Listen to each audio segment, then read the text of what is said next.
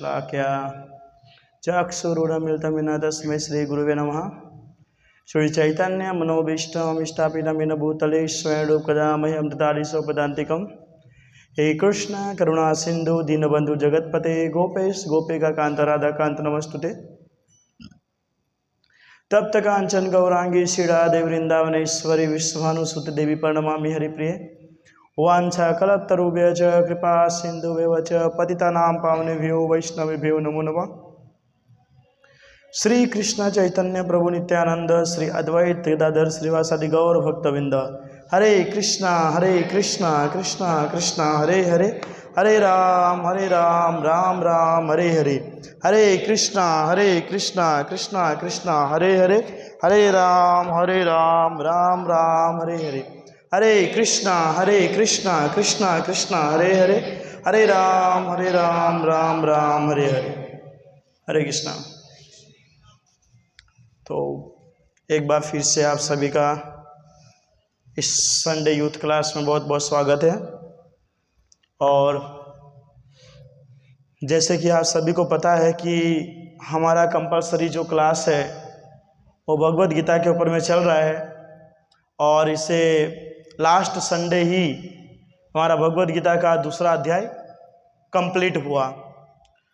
आज से हम तीसरा अध्याय चालू करने वाले थे, परंतु हमारे एक मुख्य आचार्य जिसका नाम है अद्वैत आचार्य, उसका आज आविर्भाव तिथि, आविर्भाव यानी कि जन्मदिन आपके हिसाब से अगर देखा जाए तो हम ज़्यादा समझेंगे ना। हम जन्म मृत्यु ज़्यादा समझते हैं, आविर्भाव तिरोभाव हम नहीं समझते, है कि नहीं। तो आज उनका आविर्भाव तिथि है। तो हमने विचार किया कि रोज़ भगवद गीता के ऊपर में हम सुनते ही है कि नहीं, ऑनलाइन क्लास के अंदर में या कभी कभी मोबाइल के अंदर में सुनते ही रहते हैं। तो कभी कभी आचार्य के बारे में भी सुनना बहुत ज़्यादा ज़रूरी है कि नहीं। आचार्य के बारे में भी हमारे पास ज्ञान होना चाहिए, है कि नहीं। हम कृष्ण के ज्ञान के बारे में बात करते हैं, भगवद गीता के ज्ञान के बारे में बात करते हैं, या भागवतम के ज्ञान के बारे में बात करते हैं, तो सबको कुछ ना कुछ थोड़ा बहुत आता है कि नहीं। लेकिन अगर हम प्रभुपाद महाराज या प्रभुपाद महाराज जी के गुरु महाराज या उनके गुरु के बारे में अगर हम किसी से पूछते हैं तो ये कहते प्रभु जी आई डोंट नो, मुझे नहीं पता है, आप मुझसे मत क्वेश्चन कीजिए। हम ये जानते हैं मंदिर में आना है, प्रभुपाद जी को प्रणाम करना है, फिर गौरनीता राधा दामोदर जगन्नाथ, बस कंप्लीट हो गया प्रभु जी, बस हमको इतना पता है, इससे ज़्यादा पता नहीं है। लेकिन आचार्य के बारे में जानना बहुत ज़्यादा ज़रूरी है हमारे लिए, है कि नहीं, बहुत ज़रूरी। एक जगह बताया गया है कि भागवत जो होता है ना, भागवत, वो दो प्रकार के भागवत होते हैं, दो प्रकार के भागवत। ओके, एक होता है ग्रंथ भागवत और दूसरा होता है व्यक्ति भागवत, है ना। ग्रंथ भागवत और व्यक्ति भागवत।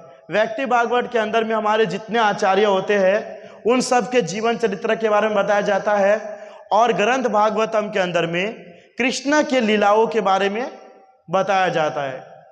कहा जाता है कि ग्रंथ भागवत को पढ़ने से जो हमको लाभ प्राप्त होता है, जो पुण्य मिलता है, वही लाभ और वही पुण्य जो है आचार्य के बारे में पढ़ने से और सुनने से भी प्राप्त होता है कि नहीं।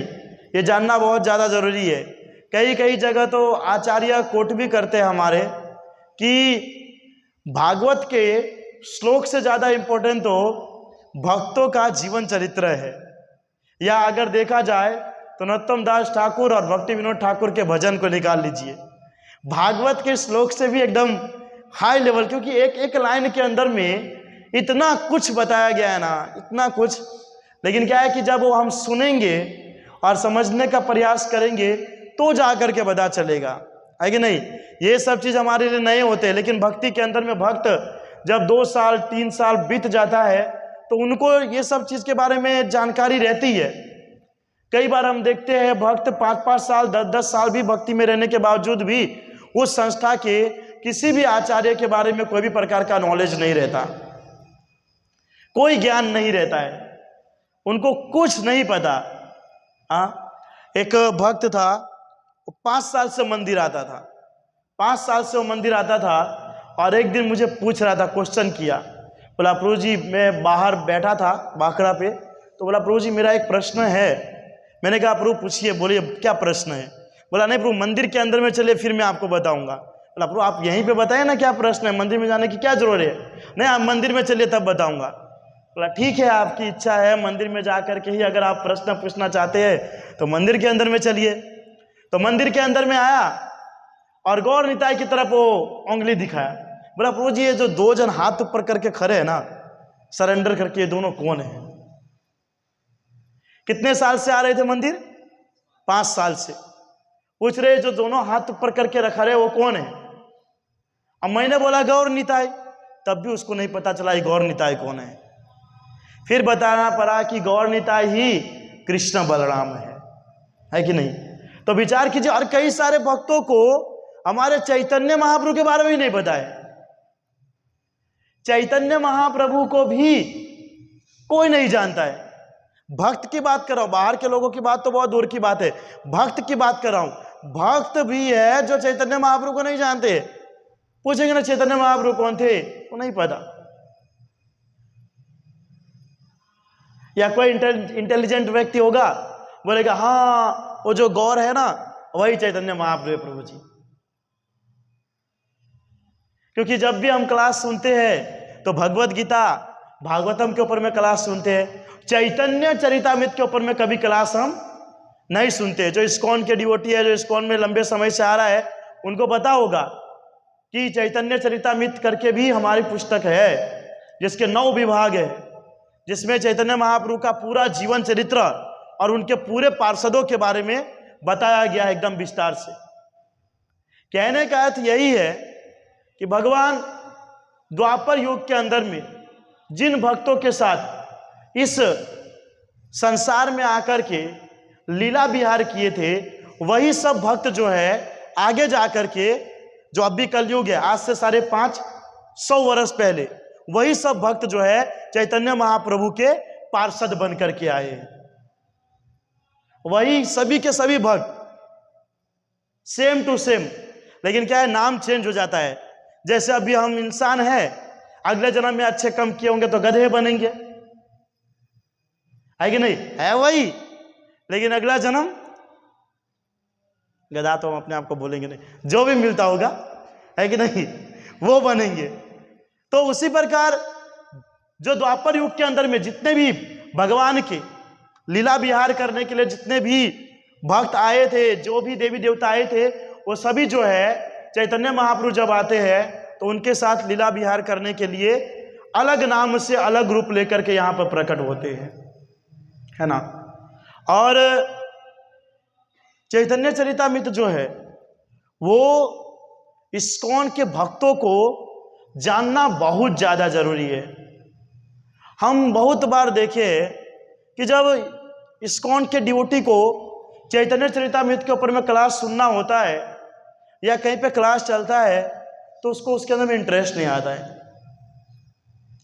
आता है, या सोने लगेगा या बोर हो जाएगा या पता ही नहीं चलेगा प्रभु जी आप क्या बोल रहे हो, सब बोल बाउंस होके पीछे जा रहा है। लेकिन आज जो हम ये हरे कृष्ण महामंत्र कर रहे हैं ना, ये कृष्ण ने दिया है, हाँ, चैतन्य महाप्रभु ने दिया है। आप सभी जो हरे कृष्ण महामंत्र करते हो वो कौन दिया है? नाम संकीर्तन यस्य सर्व पाप प्रणाशनम। नाम संकीर्तन कभी देखे थे? अरे भगवान श्री कृष्ण निकले थे अपने पार्षदों के साथ? नहीं, वो किसने किया है? चैतन्य महाप्रभु ने। चैतन्य महाप्रभु के जरिए हमको हरि नाम मिला है। हाँ, ये हरि नाम मिला है, गोलोक का टिकट जिसको खरीद करके और उसका उपयोग करके हम गोलोक वृंदावन धाम प्रवेश कर सकते। तो किसकी कृपा से मिला है? चैतन्य महाप्रभु की कृपा से।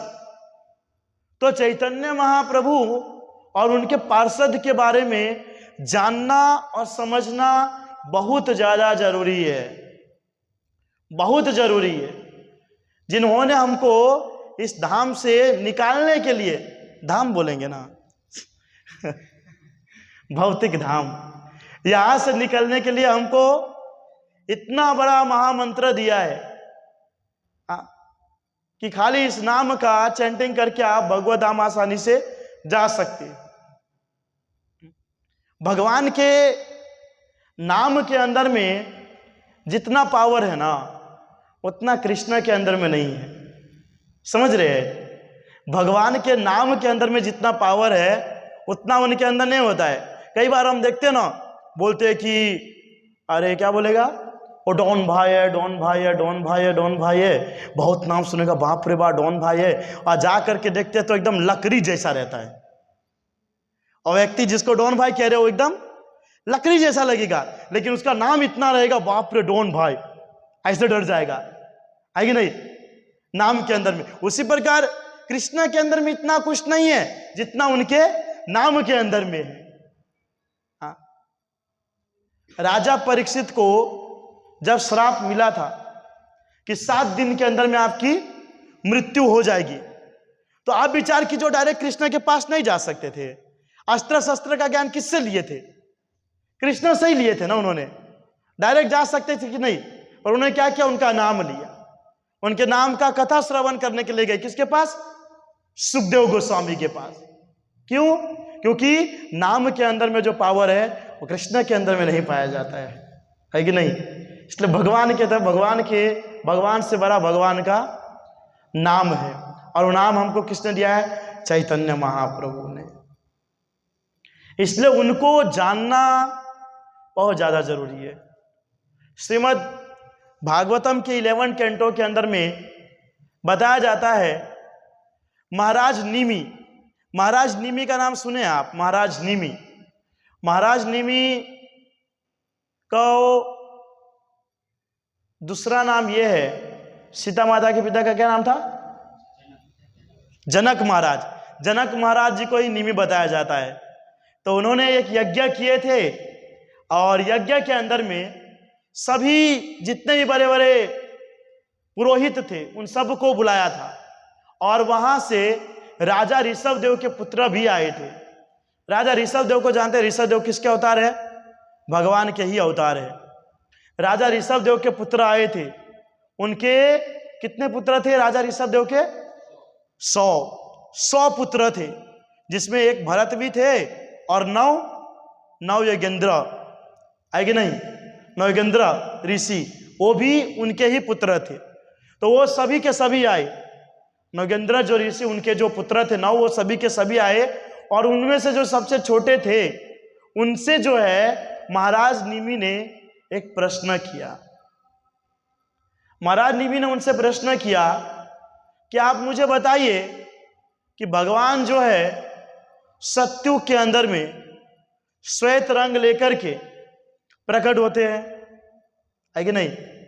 त्रेता युग के अंदर में रक्त लाल कलर होता है ना, फिर द्वापर युग के अंदर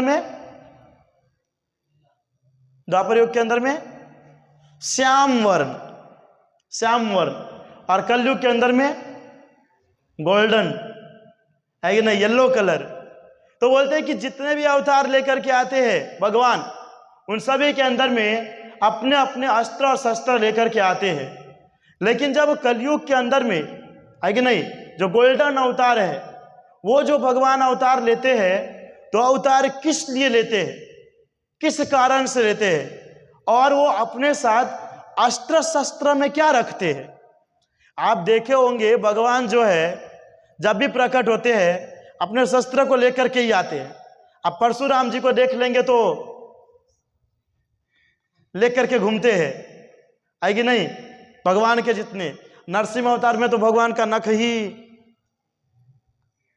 तव कर कमल वरे नखम अद्भुत श्रृंग, है कि नहीं? और कृष्ण का रहता है तो बाप रे, छोड़ दिया तो भगवान की भी नहीं सुनते। दुर्वासा मुनि गए थे ना भगवान के पास कि आप अपने सुदर्शन को बुला लीजिए, बोले कि वो मेरे से कहने पर नहीं आएगा, आप जाकर के महाराज अम्बरीश से माफी मांगो, फिर जाकर के आएगा, नहीं तो मेरे कहने से भी सुदर्शन वापस लौट करके नहीं आएगा। या भगवान राम का अवतार लेते तो तीर धनुष लेकर के चलते हैं, है कि नहीं।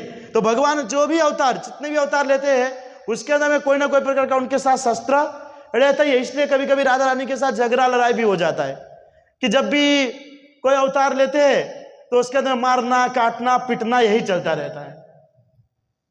कभी भक्तों के अंदर में दया रहम किए हैं, कभी भक्तों पर कृपा किए हैं। राधा रानी तो हमेशा उनके साथ रहती है, अलग अलग रूप लेके। कभी राधा रानी शस्त्र लेकर के आए हैं? कभी देखे उनके पास कोई शस्त्र नहीं, और इनके पास जब आते तब एक शस्त्र रहता ही है। अब वैसे अगर देखा जाए तो भगवान को अस्त्र शस्त्र की जरूरत है, हम लोगों की जरूरत नहीं पड़ता। हम लोगों को भगवान तो इतना पावरफुल है, एक चुटकी बजाएगा तो पूरा संसार खत्म हो जाएगा, फिर भी अस्त्र शस्त्र लेकर के विचरण करते हैं। तो महाराज निमि वही पूछ रहे नौगेंद्र से, जो नौगेंद्र ऋषि है उनसे वही पूछ रहे हैं कि कलयुग के अंदर में जब भगवान आते हैं तो कौन से अस्त्र शस्त्र लेकर के आते हैं, हाँ, किस प्रकार से अपनी लीला करते हैं। तो वो आंसर दे रहे हैं, कृष्ण वर्ण तुषा कृष्ण सांगोपांग शस्त्र पार्षदम। सांगोपांग शस्त्र पार्षदम, संग है ना, संग। इसका अगर संधि विच्छेद करेंगे, संधि विच्छेद आप लोग सीखे हैं ना स्कूल में, हाँ, संधि विच्छेद संग, उसका संधि विच्छेद क्या होगा, स प्लस अंग, स प्लस अंग। स यानी हमारा, अंग हमारा शरीर, यानी कि चैतन्य महाप्रभु खुद का शरीर, संग उपांग, संग और उपांग यानी कि दूसरे का अंग, यानी कि श्रीमती राधा रानी का क्या लेकर के आए, भाव, भाव, भाव प्रेम, वही वो लेकर के आए, है कि नहीं। और ये क्या है चैतन्य महाप्रभु के शस्त्र, ये शस्त्र है कि नहीं। वो जब शस्त्र रहते हैं तो सीधा टपकाते थे, समझ रहे हैं, लेकिन इसमें सीधा नहीं, इसमें ऐसे करते हैं कि लोगों को पता ही नहीं चलता है। ओ मुझे ना ब्लैक मैजिक होता है, ब्लैक मैजिक, वो कुछ गुड्डा रखता है, गुड्डा क्या रखता है पता नहीं, ब्लैक कलर का कुछ गुड्डा रखता है, डॉल, हाँ जो भी रखता है, फिर वो उसका बाल लेके आओ या जो भी पता नहीं वो लाते हैं, फिर इंजेक्शन या कुछ करता है तो उसको फर्क पड़ता रहता है। वैसे ये क्या इनडायरेक्टली है, तो चैतन्य महाप्रभु को पता है कि इस बार कुछ करना नहीं है, तो क्या है कि वो इनडायरेक्टली सबको जो है सही मार्ग पर लेकर के चल रहे थे। लेकिन उसके अंदर में मुख्य उनके 5 भक्त आते हैं, मुख्य पार्षद के अंदर 5 भक्त आते हैं, है ना।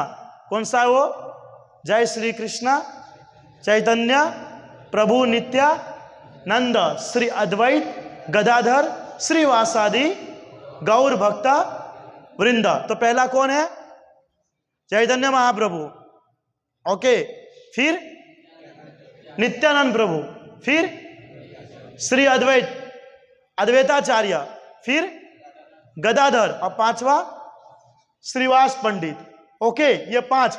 अब पांचों के पांचों कौन है, चैतन्य महाप्रभु स्वयं कृष्ण, फिर नित्यानंद बलराम जी, अद्वैताचार्य महाविष्णु और सदाशिव, ओके, और फिर गदाधर पंडित राधा रानी, और श्रीवास पंडित नारद मुनि। समझ रहे हैं आप लोग जो जय श्री कृष्ण चैतन्य प्रभु नित्यानंद श्री अद्वैत गदाधर श्रीवासादि गौर भक्त वृंद बोलते हो ना, उसके अंदर में आप कृष्ण का नाम लेते हो, बलराम का नाम लेते हैं, नारद मुनि का नाम लेते हैं, राधा रानी का नाम लेते हैं, सदा शिव का नाम लेते हैं, है कि नहीं, सदा शिव का नाम लेते हैं। और वही सदा शिव यानी कि अद्वैताचार्य, उनका आज आविर्भाव तिथि है। बताया जाता है कि भगवान जो सदाशिव जो है वो पार्वती माता के साथ बैठे हुए थे और इस संसार के कंडीशन को देख रहे थे। इस संसार के कंडीशन को देखा तो बहुत ही खराब सिचुएशन चल रहा था। वैसे उससे ज्यादा खराब अभी का हो सकता है या अभी से ज्यादा उस समय का भी हो सकता है, हमने तो देखा नहीं है, लेकिन संसार का सिचुएशन बहुत ही खराब चल रहा था। तो वो गए क्षीर सागर पे। क्षीर सागर पे कौन वास करता है? कौन सा विष्णु? महाविष्णु वाले कौन कौन है?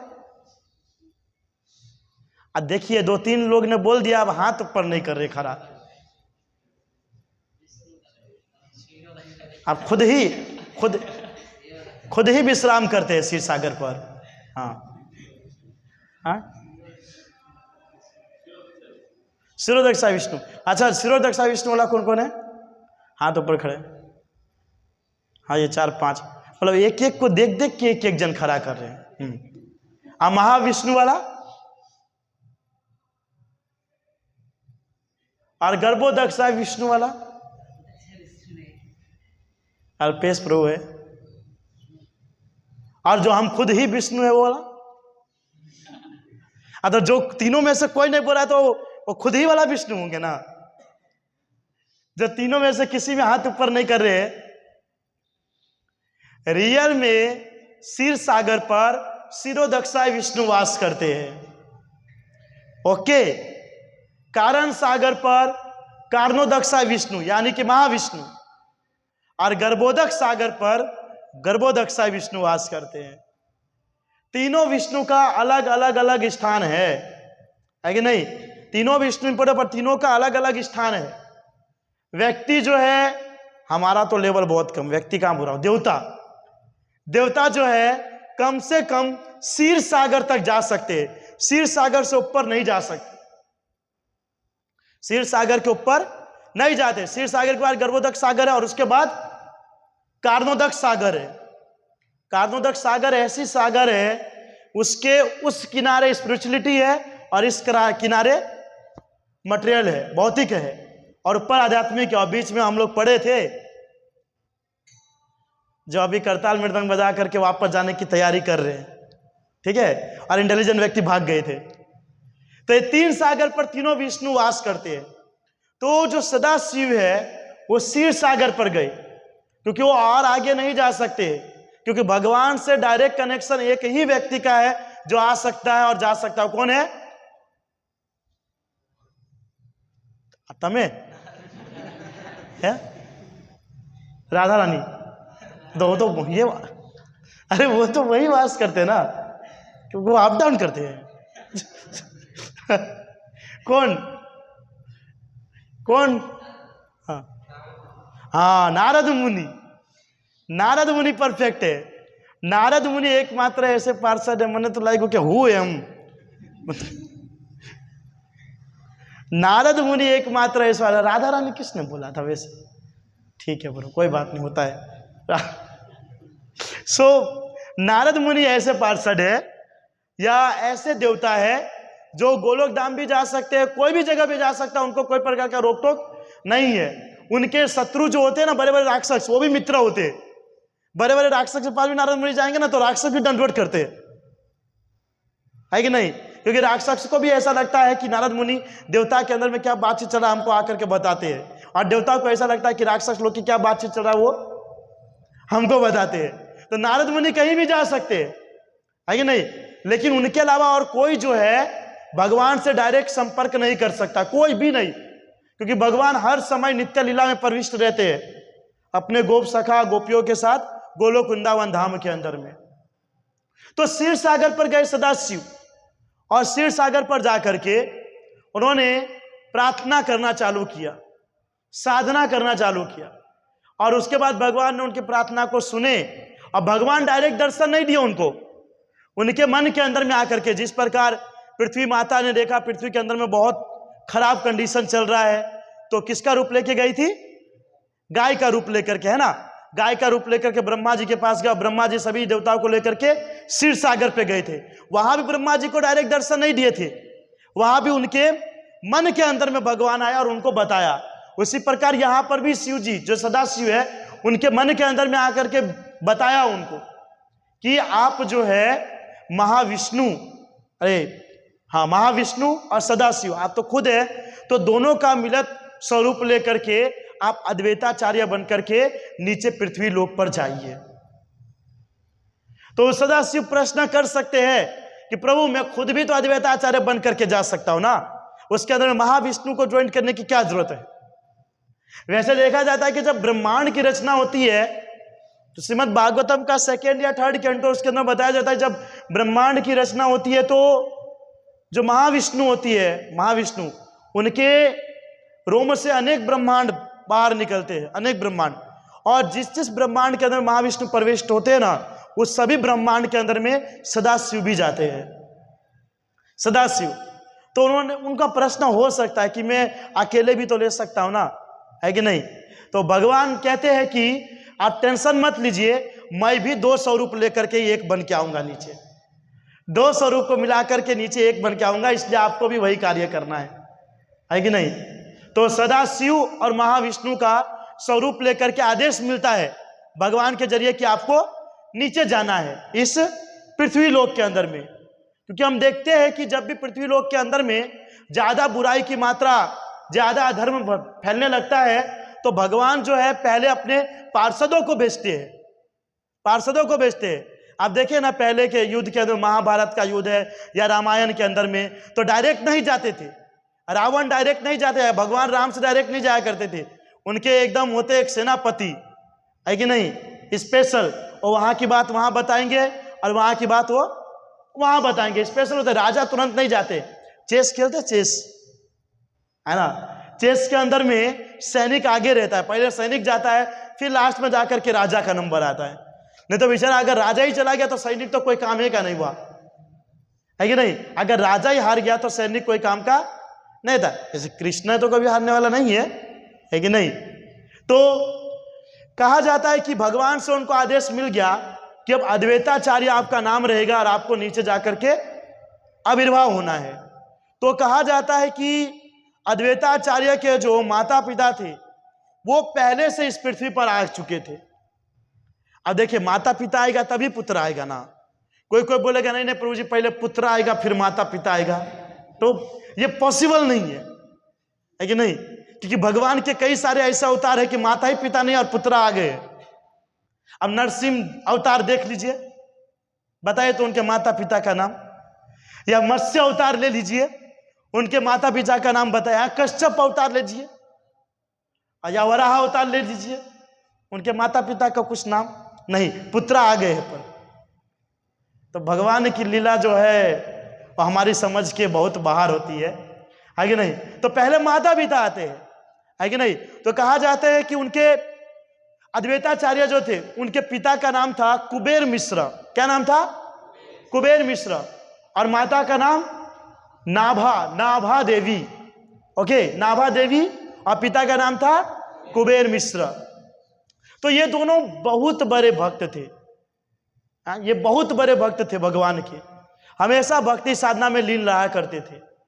परंतु क्या हुआ कि इनकी उम्र बहुत हो गई, बहुत उम्र हो चुकी थी, पर कोई संतान की प्राप्ति नहीं हुई। तो कहा जाता है कि नाभा देवी जो है वो जाकर के तपस्या करती है। किसकी तपस्या करती है? भगवान शिव की। भगवान शिव की तपस्या करते हैं, और भगवान की शिव की तपस्या करने के बाद भगवान शिव प्रकट होते हैं और कहते हैं कि बताओ तुम्हें क्या चाहिए। तो बोलते हैं कि आपकी तरह एक मुझे संतान चाहिए, आपकी तरह मुझे एक संतान चाहिए। जिस प्रकार भगवान श्री कृष्ण की तपस्या किए थे अपने संतान के रूप में प्रकट होने के लिए। क्या नाम था, किसी को याद है?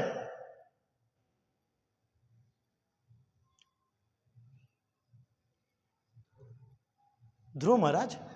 अरे वो अपने संतान की प्राप्ति के लिए भगवान को प्रार्थना किए थे। ये थोड़ा बहुत ऊपर हो गया।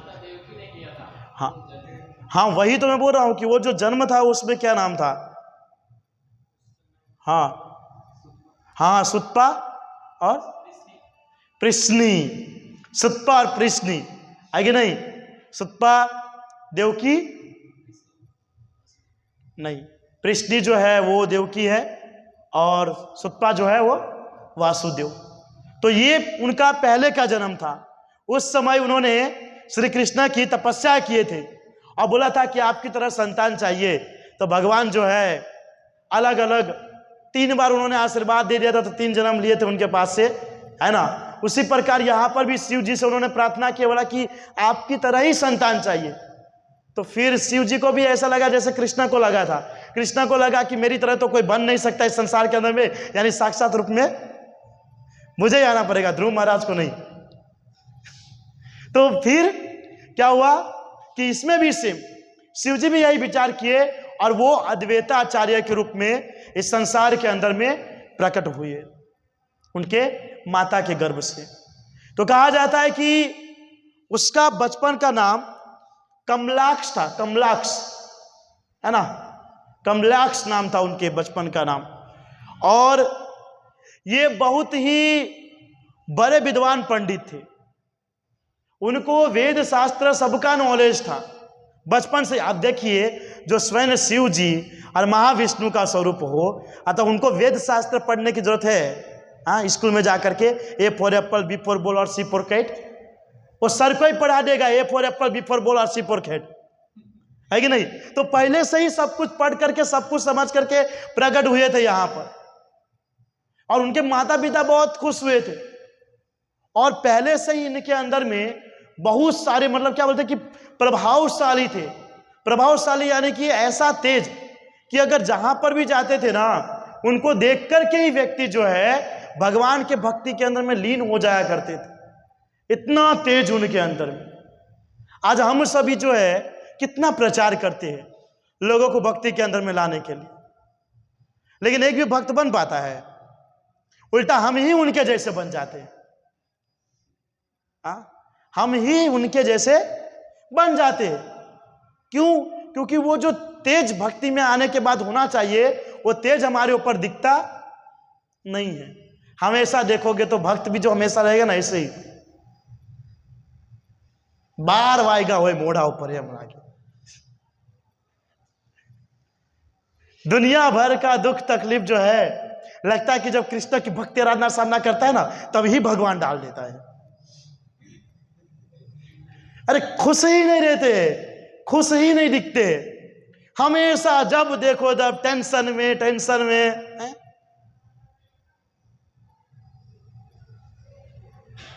और उसके ऊपर में हम डिस्कशन करेंगे कि उनके फेस पे एक तेज दिखे। मैंने तो यह लगे कि फ्लैश लाइट चालू करे तो मुंह ढाले का है, हाँ छे कोई तो तेज कहां से दिखेगा? हाँ, भक्त जब भक्ति के अंदर प्रोग्रेस करता है तो उसके अंदर से एक तेज दिखना चाहिए। दिखने मात्रा से लोग एकदम अट्रैक्ट हो जाना चाहिए उनसे कि अरे इनकी क्या भक्ति साधना है, कितना अच्छा माला करते हैं, कितना अच्छा सेवा करते हैं, सब चीज ये सब चीज हम करते हैं, नहीं करते ऐसा नहीं है, माला भी करते, सेवा भी करते, लेकिन वो तेज जो है ना, वो तेज नहीं दिखता है। अब क्या पता कोई छुपा करके रखते होंगे कि बाद में कभी हाईलाइट करेंगे, है कि नहीं? वो जैसे करोड़पति अरबपति लोग होते हैं ना, उनके पास जब पैसा आ जाता है ना, पूरा पैसा बैंक में छुपा करके रख देंगे और ऐसा कपड़ा पहन के चलेंगे कि उनसे बड़ा गरीब इस संसार के अंदर में कोई नहीं है, संसार पूरा वर्ल्ड में नहीं है। ठुस के रखते हैं। तो ऐसा तेज होना चाहिए भक्त के ऊपर में, निखार होना चाहिए। और ये भी बात सही है कि कलयुग का समय है, आज भक्त भी ज्यादातर मोह माया के अंदर में ही जिया करते हैं, है कि नहीं? आज जब देखते हैं कि भक्ति के अंदर में आने के बावजूद भी भक्त के जो लक्षण होना चाहिए वो लक्षण नहीं दिखते। वो भक्ति में आने के बावजूद भी यहाँ पर काम, क्रोध, लोभ, ईर्ष्या, द्वेष, पद प्रतिष्ठा की प्राप्ति में लगे रहते हैं। इसीलिए उनको देख करके कोई भक्त बने ऐसा सिचुएशन ही क्रिएट नहीं होता है। भगवत गीता 3.21 नंबर श्लोक, यद आचरति श्रेष्ठ इष्टत देवेत्रो जना सयत प्रमाणम कुरुते लोक इष्टत अनुवर्तते। सामान्य जो डिवोटी होते हैं ना, वो सीनियर डिवोटी को देख करके उसको फॉलो करता है, उसको फॉलो करता है और अपने जीवन को सुधारता है। अब वो देखेगा कि हमारे सीनियर डिवोटी के ही फेस के ऊपर में 13-14 बजा हुआ है, तो जूनियर बेचारा क्या करेगा? वो देखेगा हमसे जो सीनियर है वो खुद माया के अंदर में फंसा हुआ है।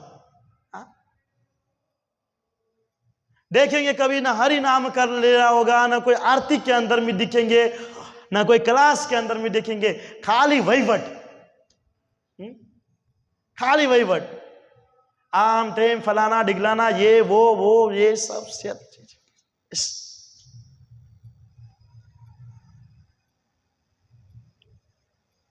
अब जो देखिए, आज से 500 वर्ष पहले, 550 वर्ष पहले, 550 वर्ष पहले चैतन्य महाप्रभु को ये सब अभी भक्ति के अंदर में आकर के होने वाला था, ये पता था उनको, ये सब होने वाला है, ये सब बात उनको पता था। इसीलिए कहा गया ना कि एक भक्त को क्या चाहिए? दास दासानु दास। उनको पता था कि ये होने वाला है, इसीलिए पहले से बोल के गए थे कि एक भक्त को हमेशा अपने आप को दास बन करके रहना चाहिए, क्योंकि बड़ा बन करके तो कोई है ना, वो रोड पर भी सोने वाला व्यक्ति एक दिन का 1000-2000 कमाएगा तो राजा की तरह जीता है। और भक्ति में आने के बावजूद भी आप अपने आप को दास दासानु दास के बदले में बॉस बॉसानु बॉस करके रखोगे तो हमारा भक्ति का क्या लेवल होगा?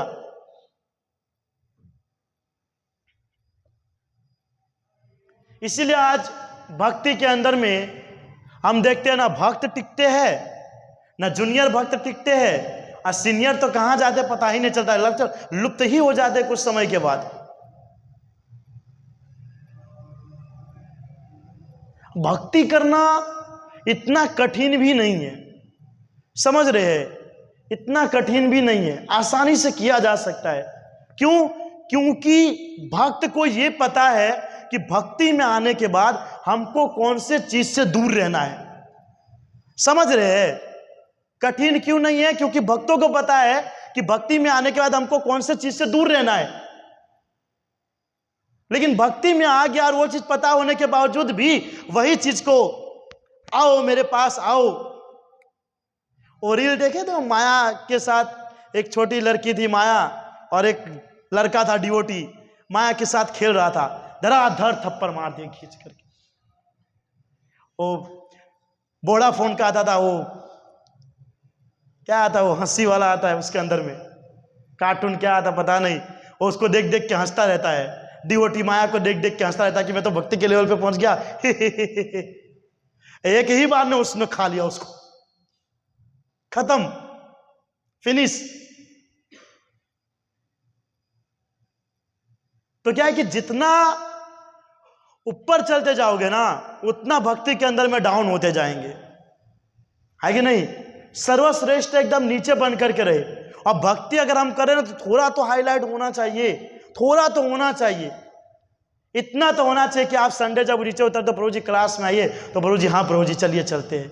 अगर उतना भी नहीं हो रहा है तो बाप, फिर आपका क्या लेवल है वो आप और राधा दामोदर ही जानते, हमको तो पता नहीं है हाँ क्या हमारा लेवल है।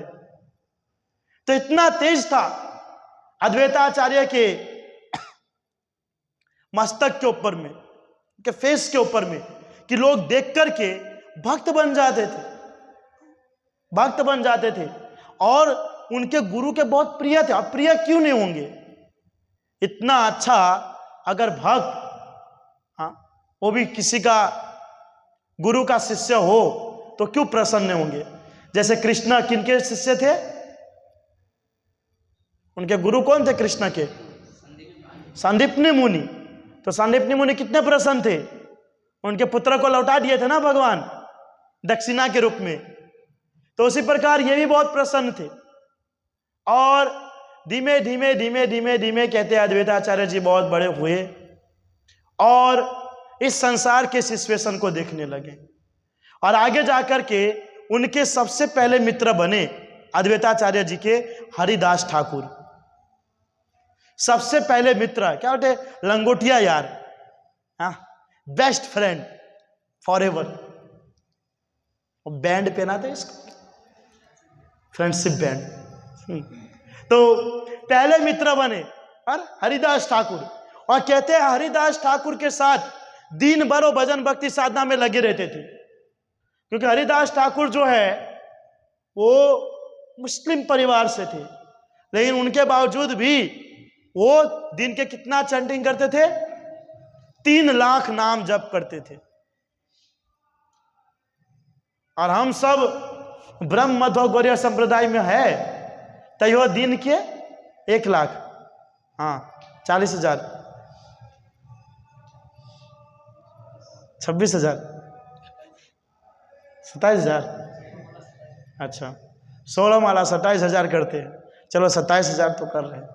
हाँ, ये सिचुएशन। तो हमेशा उनके साथ में अद्वैताचार्य भगवान की आराधना साधना करते थे और रोज अपने हाथ में गंगा जल और तुलसी पत्र और शालिग्राम को रख करके भगवान को बुलाने का प्रयास करते थे, भगवान को बुलाने का प्रयास करते थे ताकि आप यहां पर आए और यहां के सिचुएशन को देखें।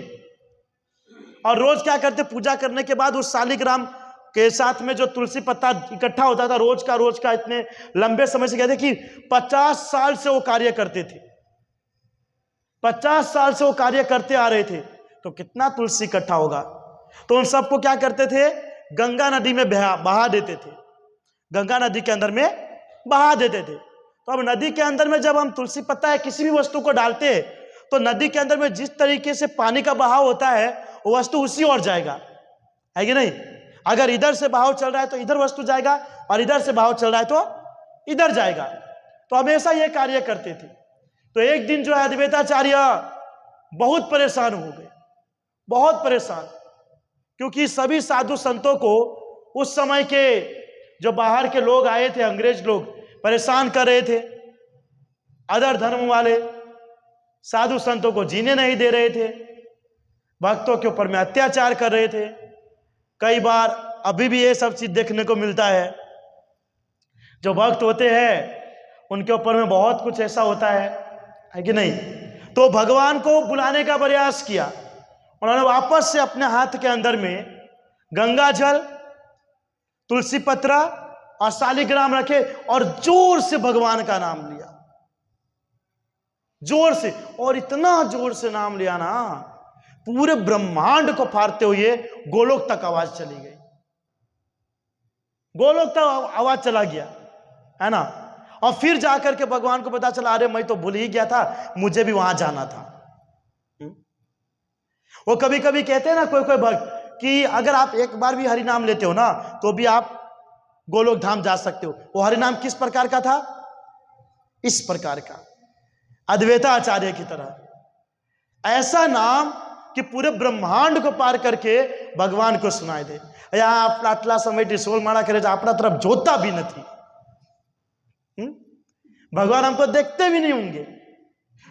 और हम सोचते प्रभु जी एक नाम तो ले लिया, अब तो हम डायरेक्ट गोलोक वृंदावन धाम जाएंगे, अब हमको नाम लेने की जरूरत नहीं है। लेकिन वो एक नाम कैसा होना चाहिए, अद्वैताचार्य की तरह।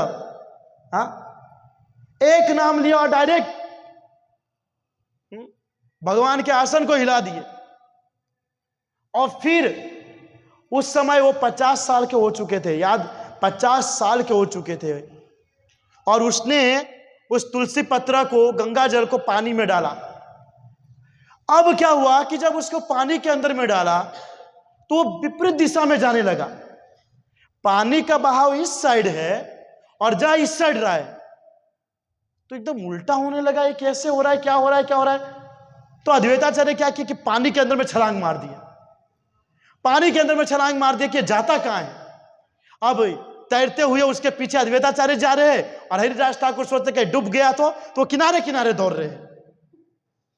वो किनारे किनारे दौड़ रहे कि अद्वैताचार्य और तुलसी पत्ता को देखने के लिए जा कहां रहे, तो पानी में तैरते तैरते जा रहे और ये किनारे किनारे जा रहे। और जब जाते रहे आप विचार की जो समय बताते हैं कि वो शांतिपुर में थे और वहां से नवद्वीप पता नहीं कितना दूर होगा। वो तैरते गए और लास्ट में जहां पर सची माता किसके माता है? चैतन्य महाप्रभु के। सची माता जिस स्थान पर स्नान कर रही थी वो तुलसी पत्र उनके चारों ओर घूमने लगा, तो अद्वैताचार्य को यह बात पता चल गए कि भगवान जो है सची माता के गर्भ से ही आने वाले हैं। और उन्होंने उनको प्रणाम किया और बोले कि आप बहुत भाग्यशाली है कि आपके गर्भ से भगवान जन्म लेने वाले हैं। सची माता बहुत प्रसन्न हुई, बहुत प्रसन्न। और उसी समय कहा जाता है कि अद्वैताचार्य ने सची माता को दीक्षा भी दिया। कौन सा दीक्षा? हरिनाम दीक्षा देते अद्वैताचार्य सची माता को। क्यों? क्योंकि भगवान आ रहे हैं ना, तो भगवान तो किसी के घर में भी तो आएंगे नहीं। हाँ, और हरिदास ठाकुर एकदम प्रसन्न हो जाते हैं। लेकिन सची माता को फिर भी संदेह रहता है, बोलता है कि हम जैसे पतित आत्मा के गर्भ से भगवान जन्म लेंगे, ये पॉसिबल नहीं है। तो उनके जो पति है, क्या नाम है? जगन्नाथ मिश्रा, उनके पास जाते बोलते ऐसी ऐसी बात है, इस तरीके से है। तो वो भी ताज्जुब हो गए कि भगवान आने वाले हमारे घर के अंदर में, ओहो ये तो इम्पॉसिबल है। मतलब ट्रस्ट कैसे हो सकता है किसी को कि भगवान हमारे घर के अंदर में प्रकट होने वाले हैं, है ना? एकदम यूनिक लगता है ना थोड़ा। तो जगन्नाथ मिश्र ने कहा कि जो तुम्हारे पिताजी है ना, तुम्हारे पिताजी को बुलाओ और उसको बुला करके पूछो कि ये बात सत्य है या असत्य है। को बता सकता है सची माता के पिता का क्या नाम था? चैतन्य महाप्रभु के नाना लगे? हाँ, नाना का क्या नाम था? नहीं बता सकते। और कोई थोड़ा सा एफर्ट, पर अच्छा वाला एफर्ट कीजिएगा थोड़ा। कोई बोल सकते हैं? कुछ नहीं बोल सकते।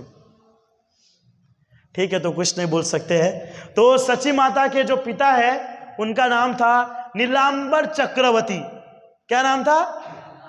नीलांबर चक्रवर्ती। चैतन्य महाप्रभु के नाना जी थे नीलांबर चक्रवर्ती, और वो बहुत बड़े ज्योतिष विद्या के विद्वान पंडित थे, ज्योतिष विद्या के। और वो आए और उनके जो पुत्री हुई ना उनकी सची माता, उनसे बातचीत किया और सब देखा, तो उन्होंने कहा कि रियल में भगवान कृष्ण जो है आपके गर्भ से प्रकट होने वाले। और बहुत प्रसन्न हो गई सची माता जगन्नाथ मिश्रा कि भगवान प्रकट होने वाले, क्योंकि इनसे पहले जितने भी संतान हुए थे सबकी मृत्यु हो गई थी, एक को छोड़ करके। वो था विश्वरूप, चैतन्य महाप्रभु के बड़े भाई, बाकी सबकी मृत्यु हो गई थी। तो बहुत प्रसन्न हुए, बहुत प्रसन्न। और कुछ समय के बाद जो होता है सची माता के गर्भ से चैतन्य महाप्रभु का जन्म होने वाला रहता है। तो सब बहुत प्रसन्न हो जाते हैं कि माता के गर्भ में भगवान जो है प्रकट हो चुके हैं और कुछ समय के बाद हम सभी को दर्शन देने वाले हैं। हाँ? लेकिन यहां पर कुछ यूनिक हो जाता है। अब माता के गर्भ में शिशु कितने महीने तक रहता है? 9 महीने तक रहता है। यहां 9 महीना कंप्लीट हो गया, 9.5 महीना हो गया, 10 महीना हो गया। चैतन्य महाप्रभु बाहर ही नहीं आ रहे। अद्वैताचार्य सोच रहे कि अब कौन सा लीला करे, गर्भे से लीला चालू कर दे कि बाहर आके स्टार्ट करेंगे। मतलब 9 महीना के तो प्रकट हो जाना चाहिए, 10.5 महीना हो गया, 11 हो गया, फिर भी नहीं आ रहे। 11.5 हो गया, फिर 12 महीने के बाद प्रकट हुए। 12 महीने के बाद चैतन्य महाप्रभु प्रकट हुए। वो भी कहां पर प्रकट हुए? नीम के पेड़ के नीचे, नीम के पेड़ के नीचे। और ये बात जब अद्वैताचार्य को पता चला तो अद्वैताचार्य और हरिदास ठाकुर की जो प्रसन्नता, ओहो, इतने खुश कि वो एकांत स्थान में जाकर के जंगल में गए और वहां पर दोनों हरि बोल हरि बोल हरि बोल करके नाच रहे। वहां चैतन्य महाप्रभु प्रकट हो गए और हरि बोल हरि बोल हरि बोल करके नाच रहे, दोनों के दोनों। और अद्वैताचार्य ने अपनी पत्नी, वैसे अद्वैताचार्य ने की 2 पत्नी थी, 2 से शादी किए थे। एक ही पंडित के 2 पुत्री थी, एक का नाम था श्री और दूसरे का नाम था सीता, श्री और सीता। लेकिन क्या है कि बड़ी बहन सीता थी उसकी, जिसके कारण सीता माता का ज्यादा उपयोग होता है हर जगह पे। मतलब सीता यानी कि अब भी जो अद्वैताचार्य की पत्नी थी, त्रेता युग का नहीं है कि नहीं। तो उन्होंने कहा कि आप जो है आप जाइए वहां पर, चैतन्य महाप्रभु प्रकट होने वाला है। अब प्रभु आप, मैं नहीं आ रहा हूं, मैं अभी प्रभु को नहीं देखूंगा, मैं बाद में देखूंगा। बोले मैं प्रभु को नहीं देखूंगा। अब भक्त पहले भगवान को नहीं देखेगा तो कौन देखेगा? जिस भक्त ने भगवान को यहां पर प्रकट किया अद्वैताचार्य ने, वही बोल रहे हैं कि आप जाओ, मैं अभी दर्शन करने नहीं जाऊं। क्यों? क्योंकि पहले खुशी मना लेते। अब भगवान का क्या सिचुएशन है कि भक्त आएगा तब जाकर के मुझे खुशी होगी। अहम भक्त पराधीन, दुर्वासा मुनि को क्या कह रहे हैं? अहम भक्त पराधीन, मैं भक्त के अधीन हूं। भक्त जो चाहे मुझसे करवा सकते हैं। हाँ, मुझे नचा सकते, मुझे गवा सकते, मार सकते, कुछ भी कर सकते। अब भगवान कृष्ण के फ्रेंड आर को देख लीजिए, लात मार देते तो बोला जब तेरे को नहीं खिलाना है। कुछ इज्जत ही नहीं करते थे भगवान के। बेचारा रोते रोते जाते थे मम्मी के पास, फिर बलराम जी आते थे, चल खिलाता हूं। क्यों? क्योंकि भगवान डाउ नहीं देते थे। अब ये तो बता कि, और उसके मित्र बोलते कि तू राजा का लड़का है तो डाउ नहीं देगा, तू राजा का लड़का घर पे है, यहाँ पे हम सबके समान है, आया है तो डाउ तो देना ही पड़ेगा। वो क्या है कि वो ऐसा खेल खेलते थे कि जिसका डाउ आता था उसको क्या है कि उसके पीठ पे बैठेगा और दूर तक उसको एकदम ले जाएगा घुमाने फिराने के लिए। और इनका जब डाउ आता था तो बोलता मेरा पैर दुख रहा है, मेरा पीठ ही दुख रहा है, मैं चल नहीं पाऊंगा, तो भगा देते, चल निकल, भगा देते थे। अब बलरामो जी भी क्या करेगा बेचारा, सही बात है, चीटिंग किया है ना। अब जो सही है वो सही है, वो भी कुछ नहीं करते। तो भक्त वहां पर जिस भक्त ने बुलाया वही बोल रहे सीता माता को कि आप जाओ, मैं नहीं जाऊंगा। ये पॉइंट बहुत यहां पर इंपॉर्टेंट है। वहां चैतन्य महाप्रभु प्रकट हो चुके हैं। अब प्रकट होंगे तो पहले उसी को ढूंढेंगे ना। अब वो 50 साल के हो गए थे। चैतन्य महाप्रभु से तो कितने ओल्ड होंगे, 50 साल। तो वेट करे तो वो कहां है, वेट कर रहे थे। लेकिन ये तो हरिदास ठाकुर के साथ एकदम नृत्य कर रहे हैं, आनंद मग्न में, है ना, एकांत के अंदर में। और यहाँ सीता माता गए, सब गए के देखे शिशु बहुत सुंदर है, एकदम बढ़िया दिख रहे, एकदम सुंदर रूप। अजान उलंबितम भुजो कनकावदातो, जो हाथ है जो वो घुटने तक टच हो रहा है। जो महापुरुष होते हैं उसके हाथ जो है घुटने तक टच होता है। आप लोग तो कमर सुधी रही जाएंगी तो जांग सुधी रही कि कोई नो घुटन सुधी जता हसे तो जो है ना तब में भी कोई देवता न हुए ना। बड़े बड़े नयन होते उनके, एकदम ब्यूटीफुल दिखते हैं, बहुत सुंदर दिखते हैं। तो सीता माता ने देखा कि ये जो है नीम के पेड़ के नीचे जन्म लिए है, तो सबसे पहला नाम सीता माता ने दिया था। देखिए मेरे से पहले आपको पता है, निमाय पंडित सबसे पहले उन्होंने नाम दिया, निमाय पंडित। उसके बाद तो चैतन्य महाप्रभु के कितने सारे नाम,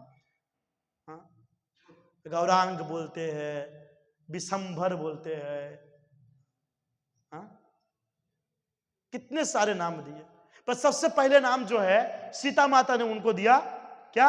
निमाय पंडित। क्यों? क्योंकि कहते हैं कि नीम का रिलेटेड नाम हमको देते हैं तो किसी का नजर वजर नहीं लगते। होता होगा ऐसा, छोटा बच्चा होता है हमारे यूपी बिहार में, कोई छोटा बच्चा होता है ना, इतना काजल, पूरा गोरा भी होता है ना तो यो काला कर देता है। इतना काजल जो आएगा, माता जी जो आएगा देखने के लिए, यहां से निकाल के आपके बच्चे को नजर न लगे, आपके बच्चे को न, और इतना काला कर देता, लगता है पहला नजर उसी का लग जाता है।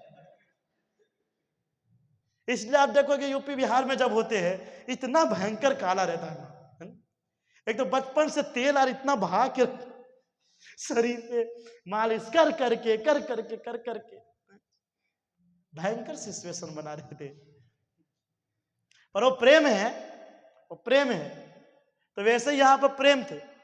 लेकिन चैतन्य महाप्रभु सोच रहे हैं, चैतन्य महाप्रभु कहते कि अद्वैताचार्य को नाड़ा बुढ़ा करके बोलते थे, नाड़ा बुढ़ा, जो एकदम एज में हो गया हो अब बड़ी बड़ी जिसकी दाढ़ी हो, तो बोला कि उसने जिसने बोला वो है कहाँ।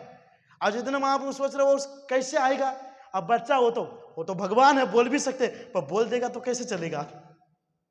बोलेगा है भाई तो एक ही दिन का अभी से बोलना चालू तो ये पॉसिबल नहीं है।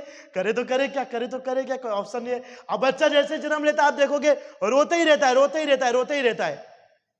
तो चैतन्य महाप्रभु एकदम जोर जोर से रोने लगे। तो लगा कि भूख लगा है, तो सबको लगता ना कि रो रहा है बच्चा तो भूख लगा होगा। तो सच्ची माता को लगा भूख लगा है, तो उनको दूध पिलाने का प्रयास किया, तो दूध ही नहीं पी रहे,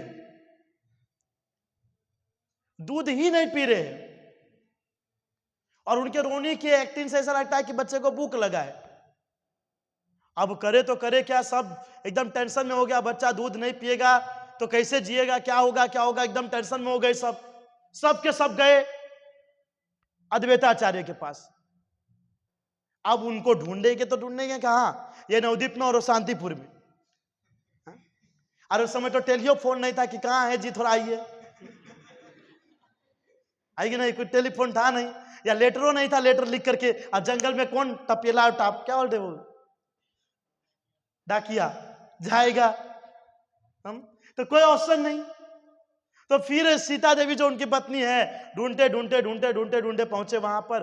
बोले कि देखिए चैतन्य महाप्रभु जो निमाय पंडित है उसको भूख लगी है, लेकिन वो तो बच्चा दूध ही नहीं पी रहा है, दूध नहीं पिएगा तो कैसे जिएगा, क्या होगा, कुछ हो गया ऐसा वैसा। कितना टेंशन होता है, एकदम शांति से बात, एकदम अरे ऐसा ऐसा एकदम एकांत में। तो अद्वैताचार्य बहुत टेंशन में हो गए कि भाई साहब ये क्या बात हुई, बच्चा अभी जन्म लिया है तो उसको तो दूध तो पिलाना होता है, तो पीता है, तो इनका क्या नाटक है। तो गए अद्वैताचार्य। अब भगवान तो कैसे ही बुला लेगा अपने भक्तों को, कुछ भी हो जाए, वो बुलाएगा ही। अब देखिए जब शिव जी गए थे दर्शन पाने के लिए भगवान श्री कृष्ण के, तो यशोदा मैया देख करके ना बार दिए थे कि हम दर्शन नहीं करवाएंगे अपने बच्चे। तो शिव जी तपस्या करने लगे थे, शिव जी तपस्या करने लगे थे, आशेश्वर महादेव है कि नहीं।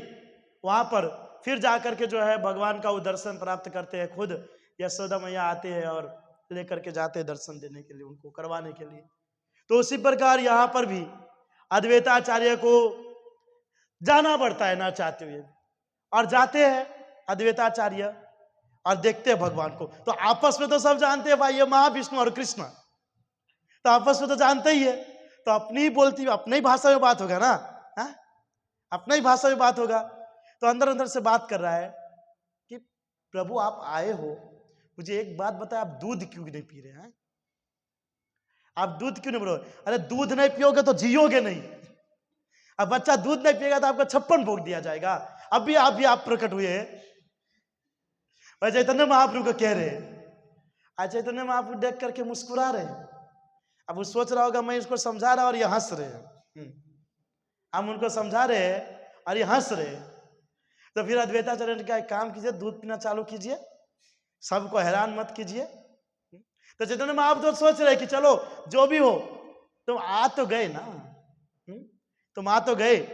और चैतन्य महाप्रभु प्रसन्न, और जैसे अद्वैताचार्य ने बोला मन की बात है, किसी को कुछ पता नहीं, दोनों आपस में देख रहे। अब दोनों सोच रहे दोनों कर क्या रहे।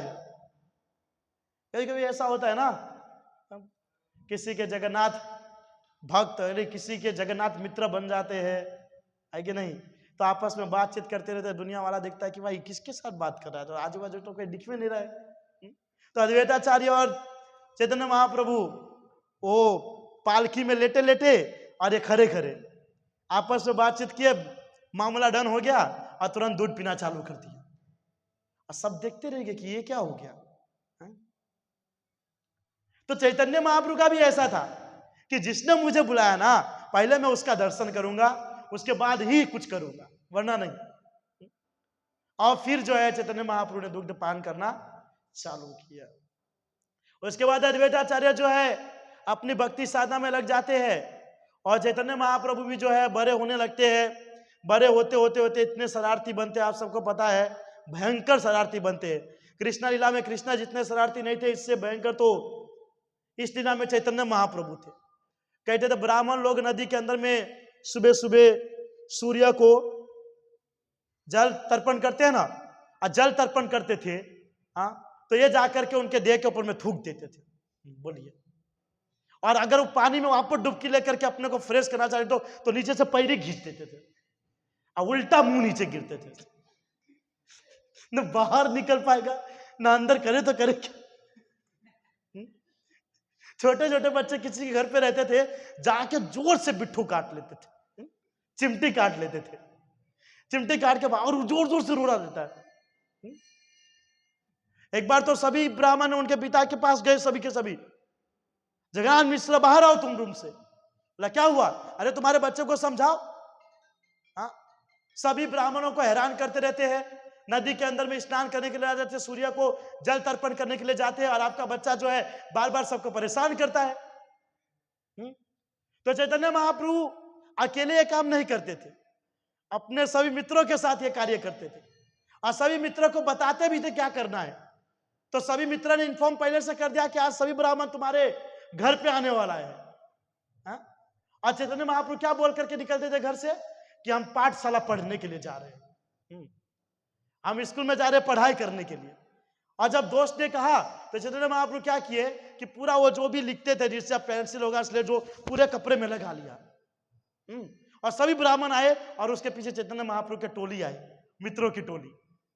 तो सभी ब्राह्मण ने जब फरियाद किया तो चैतन्य महाप्रभु से उनके पिताजी पूछते हैं कि तू स्कूल गया था कि नहीं? बोला पिताजी आप मेरे कपड़े को देख करके क्या लगता है, मैं गया होगा कि नहीं? तो बोलता है ब्राह्मण आप लोग देखिए, आप झूठे बच्चे के ऊपर में आप झूठा आरोप लगा रहे हैं। हाँ, इनके पूरे शरीर के ऊपर में दिख रहा है पूरा दाग की स्कूल में पढ़ाई लिखाई करके। और बच्चे से पूछा, बच्चे बोलिए। बोला हाँ गया था ना, हाँ गया था, हम सब तो साथ में ही लंच किए थे।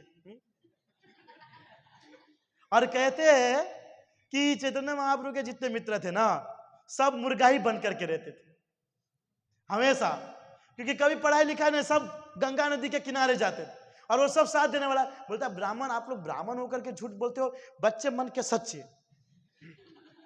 ये लोग देखिए, अब बेचारा करे तो करे क्या, यहाँ पूरी टोली और वो। जैसे गोपी के साथ भी होता है ना, कृष्णा घर के ऊपर में मटका तोड़ देता है और वो पकड़ लेती है, लेकर के जाती है, देखिए तुम्हारा पुत्र ने ऐसा किया वैसा फला दिखला, और जब देखती है तो उसका ही पुत्र रहता है, कृष्ण गायब। तो फिर उसको लास्ट में मानना पड़ा। और फिर अद्वैताचार्य जो है वहां से विचरण करते हैं, और श्रीपाद माधवेंद्रपुरी, माधवेंद्रपुरी जो किसके शिष्य है? माधवाचार्य के।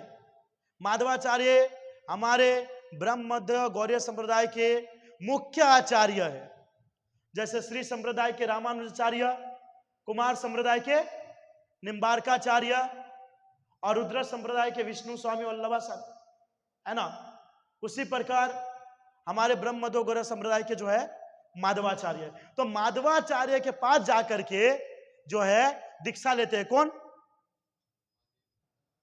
माधवेंद्रपुरी। माधवाचार्य के बाद दीक्षा लेते हैं, और माधवेंद्रपुरी के पास दीक्षा लेते हैं कौन? बहुत कंफ्यूज हो रहे हैं क्या? कौन लेते दीक्षा? अद्वैताचार्य। ईश्वरपुरी बोल रहे कोई? अद्वैताचार्य माधवेंद्रपुरी के बाद जाकर के दीक्षा लेते हैं। और आगे जाकर के आप देखिए चैतन्य महाप्रभु किससे दीक्षा लेते हैं? ईश्वरपुरी से। ईश्वरपुरी किसके शिष्य है? आपके माधवाचार्य या माधवेंद्रपुरी? माधवाचार्य के ही शिष्य होते हैं कौन? ईश्वरपुरी और माधवेंद्रपुरी। अब माधवेंद्रपुरी के पास से दीक्षा लेते हैं अद्वैताचार्य। समझ रहे हैं? थोड़ा ये सब चीज को ध्यान देना बहुत ज्यादा जरूरी है हमारे लिए, है कि नहीं। तो क्या है कि चैतन्य महाप्रभु तो बचपन के अंदर में वो अलग पाठशाला में पढ़ाई करने जाते थे। अगर मेरे हिसाब से देखा जाएगा ना तो सरकारी स्कूल में जाया करते थे। अब प्राइवेट में उनका भाई जाता था विश्वरूप, क्योंकि जहां पर चैतन्य महाप्रभु जाया करते थे, मैंने बोला ना जब भी चैतन्य महाप्रभु जब पहली बार एडमिशन लेने गए थे ना, सब मुर्गा ही बनाए लाइन में, सब मुर्गा बनाए। नदी के किनारे वहां पर गंगादास पंडित पढ़ाते थे और एगो झोला और सिलेट और क्या चौक और सिलेट लेकर के झोला में लटका के जाते पढ़ाई करने के लिए। और जो उनके बड़े भाई थे विश्वरूप, वो अद्वैता आचार्य के पास जाकर के पढ़ते। अद्वैता आचार्य बहुत बड़े विद्वान पंडित थे, वो बच्चों को पढ़ाया भी करते थे, है कि नहीं। लेकिन वो चैतन्य महाप्रभु से बहुत प्रेम करते थे, बहुत प्रेम करते थे। और चैतन्य महाप्रभु जो है उनको गुरु के समान समझते थे। चैतन्य महाप्रभु अद्वैताचार्य को गुरु के समान समझते थे, लेकिन अद्वैताचार्य चैतन्य महाप्रभु को गुरु के समान समझते और बोलते हो परम ईश्वर है, परम भगवान है, वो उनको गुरु के समान समझते। जैसे रघुनंदन ठाकुर और मुकुंद जो है रघुनंदन ठाकुर के पिताजी रहते हैं, लेकिन मुकुंद इतने दिन से सेवा करते थे, गोपीनाथ जी ने कभी उनको दर्शन नहीं दिया था। और उसका 5 वर्ष का बेटा रघुनंदन, उसने जब भगवान को छड़ी लेकर के दिखाया कि अगर तूने प्रसाद नहीं खाया तो एक छड़ी खींच करके मार दूंगा, तो गोपीनाथ जी विग्रह में से बाहर आके, भाई तो डरा धमका के खिला रहा है। इनके पिताजी तो प्रेम से खिलाते थे, डरा धमका के खिला रहा है। और छड़ी लेकर के पहले बहुत रोए भी थे, नहीं माने, फिर छड़ी लेके जाना पड़ा। और छड़ी लेकर के गए तो गोपीनाथ जी तुरंत बाहर, भाई खाता हूं। और गोपीनाथ जी बाहर आए और प्रसाद ग्रहण किए। उनके पिताजी को ट्रस्ट नहीं हुआ, बड़ा छोटा बच्चा खुदे ठूस लिया होगा लगता है, और गोपीनाथ जी का नाम दे रहा है।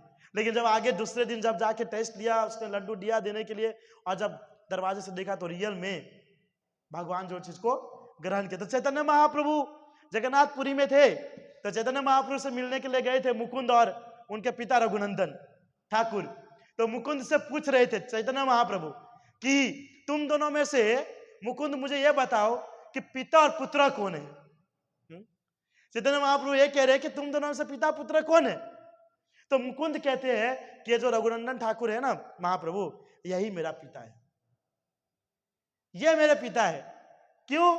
क्योंकि आज तक मैंने भगवान की सेवा साधना किया, मुझे भगवान ने कभी दर्शन नहीं दिया, और इस 5 साल के बच्चे ने भगवान की भजन भक्ति साधना करके खुद भी दर्शन प्राप्त किया और मुझे भी दर्शन करवाया, इसलिए ये मेरे पिता है। और यहां भी सेम है, चैतन्य महाप्रभु अद्वैताचार्य को समझ रहे, अद्वैताचार्य चैतन्य महाप्रभु। पर अद्वैताचार्य जी बहुत बड़े विद्वान पंडित थे। तो क्या है कि चैतन्य महाप्रभु तो छोटे मोटे स्कूल में पढ़ रहे थे, तो कभी भी गुल्ली मार के आ जाते थे। जैसे हम सब सरकारी स्कूल में पढ़ते थे ना, तो उनको पता है हमारा खिड़की के अंदर में ये जो जाली लगा रहता वो नहीं रहता, खुला रहता था।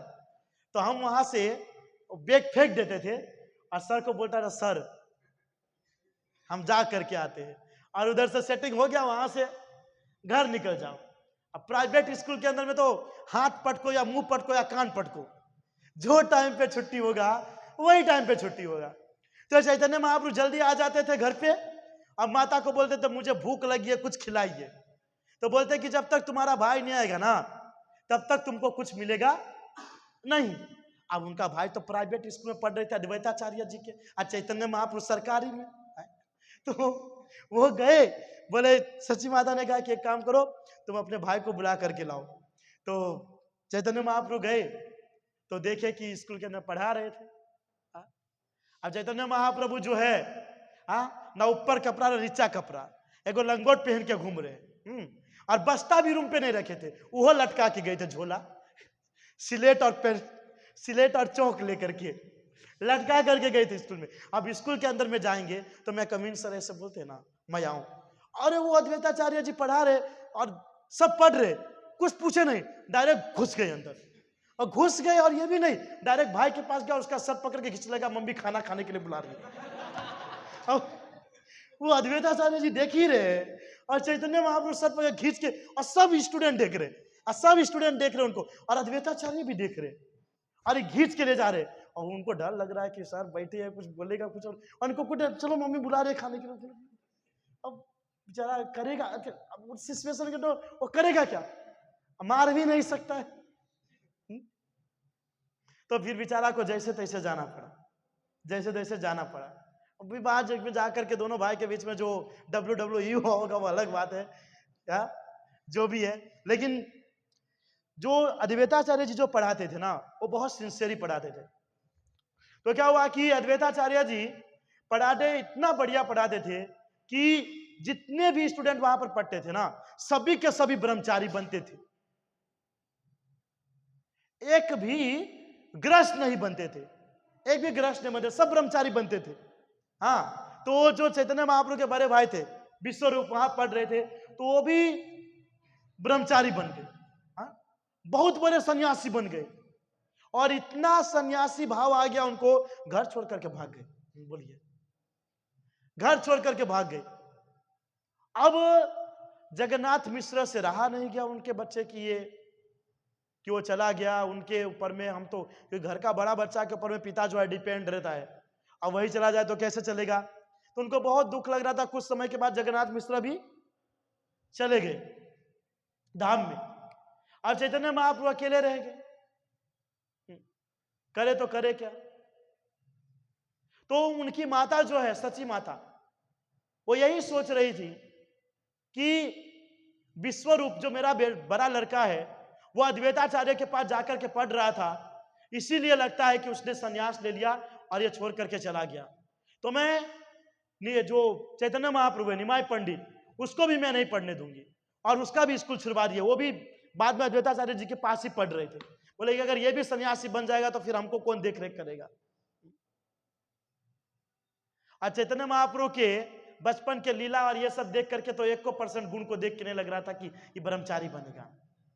बचपन का जो सिचुएशन था, ये छोटी छोटी बच्ची जब आती थी वहां पर पूजा साधना करने के लिए गंगा नदी के किनारे, तो बोलता है तुम मेरी पूजा साधना करो, मुझे पता है तुम शिव की आराधना साधना करना, तुमको अच्छा पति मिले, तुम लोग मेरी आराधना साधना करो, मैं तुम्हें आशीर्वाद दूंगा कि तुमको अच्छा पति मिलेगा, तुम मेरी साधना करो, और अगर तुमने नहीं किया ना तो बहुत गंदा श्राप दूंगा।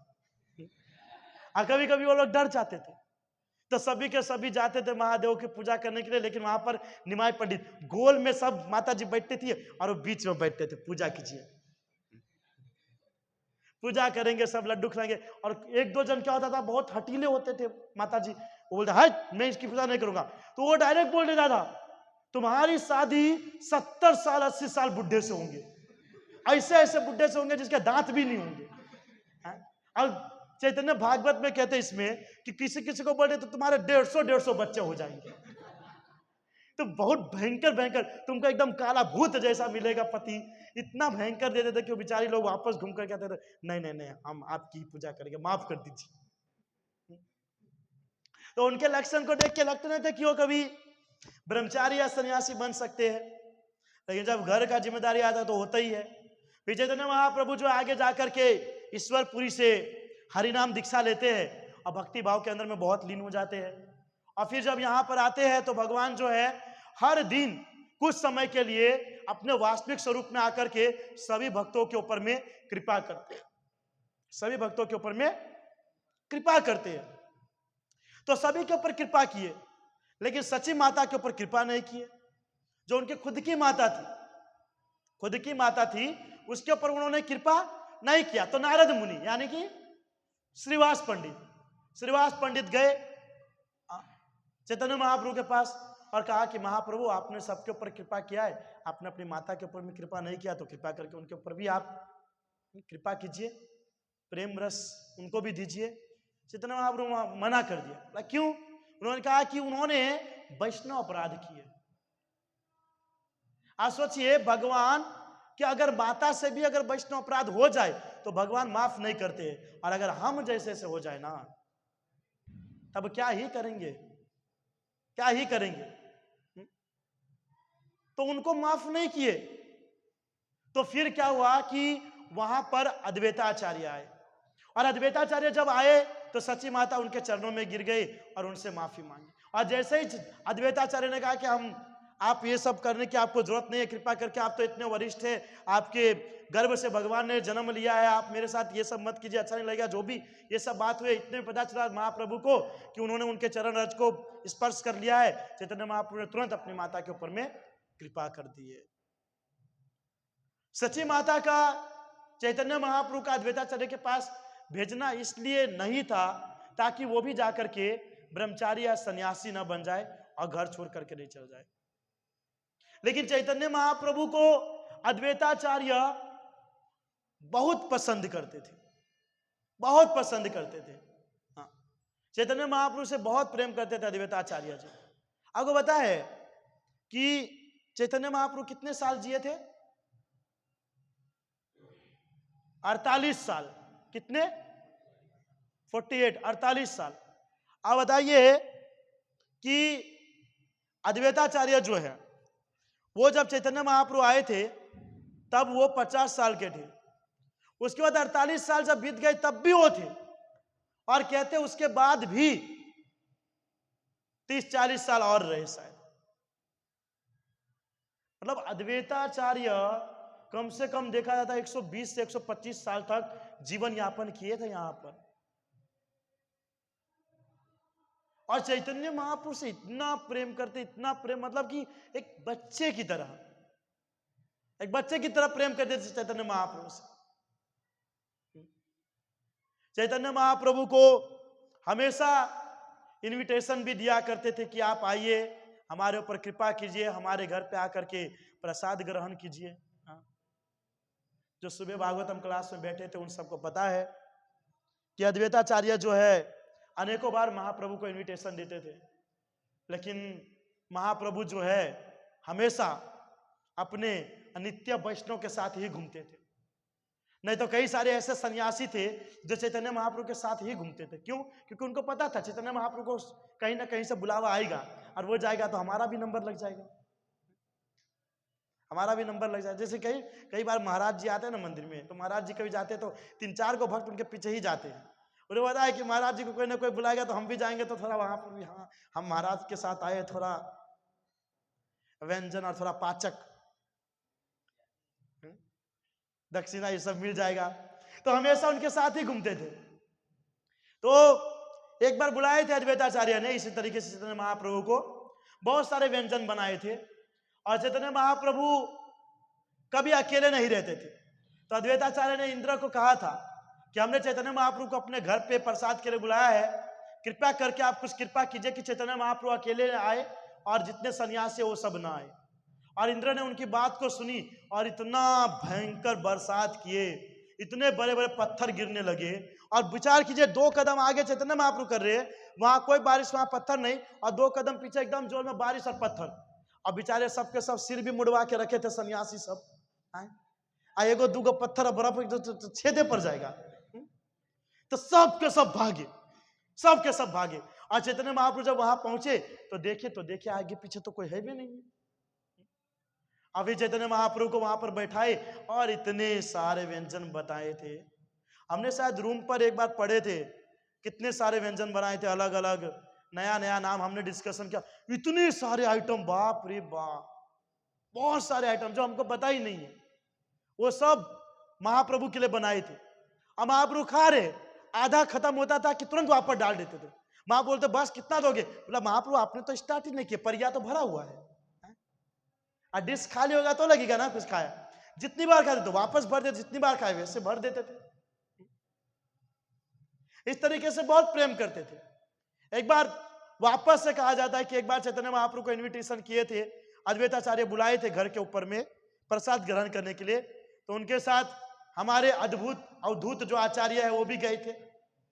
अवधूत आचार्य पता है ना, हमारे नित्यानंद प्रभु, नित्यानंद प्रभु को अवधूत कहा जाता है क्योंकि वो इतने भक्ति के अंदर में लेवल में है ना, उनको कुछ पता ही नहीं चलता। एक बार का दृष्टांत बताया जाता है, कुंडल कृष्ण प्रभु बता रहे थे कि एक बार जो है महाप्रभु और विष्णु प्रिया, पहली पत्नी लक्ष्मी प्रिया थी जो धाम में चले, तो विष्णु प्रिया और महाप्रभु रात को जो है भोजन ग्रहण कर रहे थे, और नित्यानंद प्रभु भाव में चले गए थे। नित्यानंद प्रभु जो है भाव में चल गए थे, और गंगा में स्नान करने के लिए गए थे वस्त्र निकाल के, अब जब बाहर निकले स्नान करके तो निर्वस्त्र ही चल रहे हैं। अब विष्णु प्रिया और चैतन्य महाप्रभु भोजन ग्रहण कर रहे हैं और नित्यानंद प्रभु ऐसे ही आकर के दिगंबर आके खड़े हो गए और विष्णु प्रिया का नजर के धम करके ये क्या है? महाप्रभु देखे, बोला यही भाई पिटवाएगा कि की करके रखा है। महाप्रभु देख करके अरे यार, वो बोल रहे कि अरे तुमको भाव में प्रविष्ट होना है, पर देख करके कहाँ पे भाव लाना है, तुम तो कहीं पे भी भाव, कहीं पे भी भाव। तुरंत अपना उत्तरी निकाले चैतन्य महाप्रभु, पूरा लपेटे उनको। और देखिए हरिदास ठाकुर के साथ में भेजे थे नित्यानंद को प्रचार करने के लिए गांव के अंदर में, तो नित्यानंद को किसी माता जी को तो हम आपसे साथ शादी करना चाहते हैं। अरे तुम बहुत सुंदर। अब हरिदास ठाकुर बाप रे बाप, नया गांव है, ना आता है ना पता है, मार मुड़ के कहीं फेंक देगा तो कोई ढूंढ भी नहीं पाएगा बॉडी को। बच के जाया करते थे और दिगंबर वेश में। और नित्यानंद ज्यादातर पता है कहां पर रहते थे? श्रीवास पंडित के आंगन में। श्रीवास, एक बार चैतन्य महाप्रभु गए श्रीवास पंडित के पास और श्रीवास पंडित को बोलते कि तुम ऐसे अवधूत को अपने घर के अंदर में रखे हो, तुमको पता है ये किसका क्या काम धंधा है?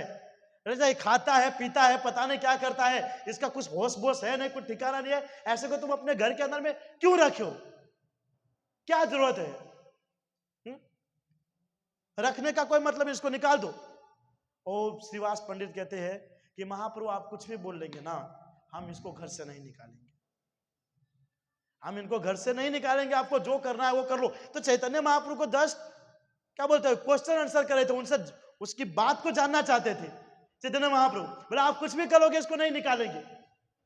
और चैतन्य महाप्रभु इतने प्रसन्न हो गए, इतने प्रसन्न श्रीवास पंडित के ऊपर, कितना प्रेम उनके ऊपर में। क्योंकि कई बार श्रीवास पंडित, उनकी जो पत्नी थी मालिनी देवी, तो नित्यानंद प्रभु कभी कभी छोटे भाव में आ जाते थे तो स्तनपान भी करते थे। सो उनकी लीला को समझना हमारे माइंड से बहुत बाहर है, बहुत ऊपर है, बहुत ऊपर है। नित्यानंद प्रभु कब क्या करेंगे क्या बोलेंगे किसी को नहीं पता। और रियल में देखें तो बलराम जी है, ऐसा मारते हैं कि सुदर्शनों हट जाते हैं साइड में।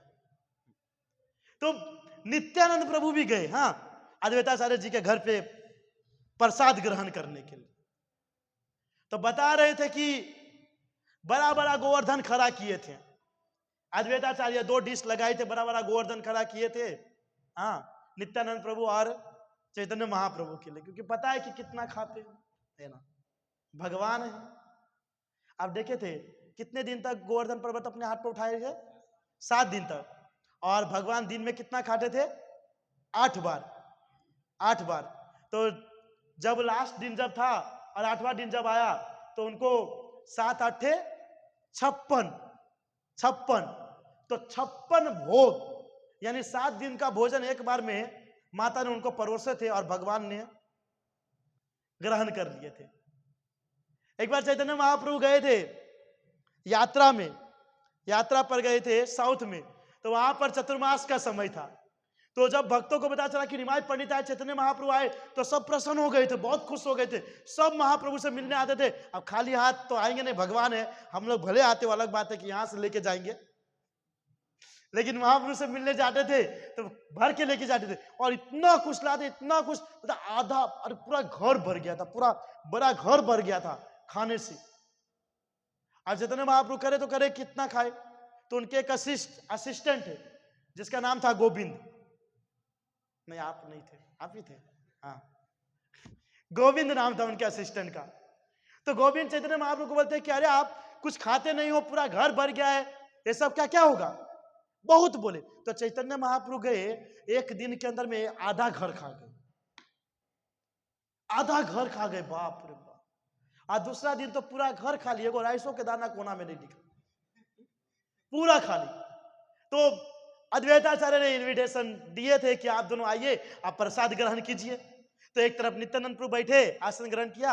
अब अद्वैताचार्य जी के साथ, उनके साथ में मस्ती का माहौल रहता था, उन दोनों के बीच में अद्वैताचार्य आ गया, बिन बुलावा मेहमान।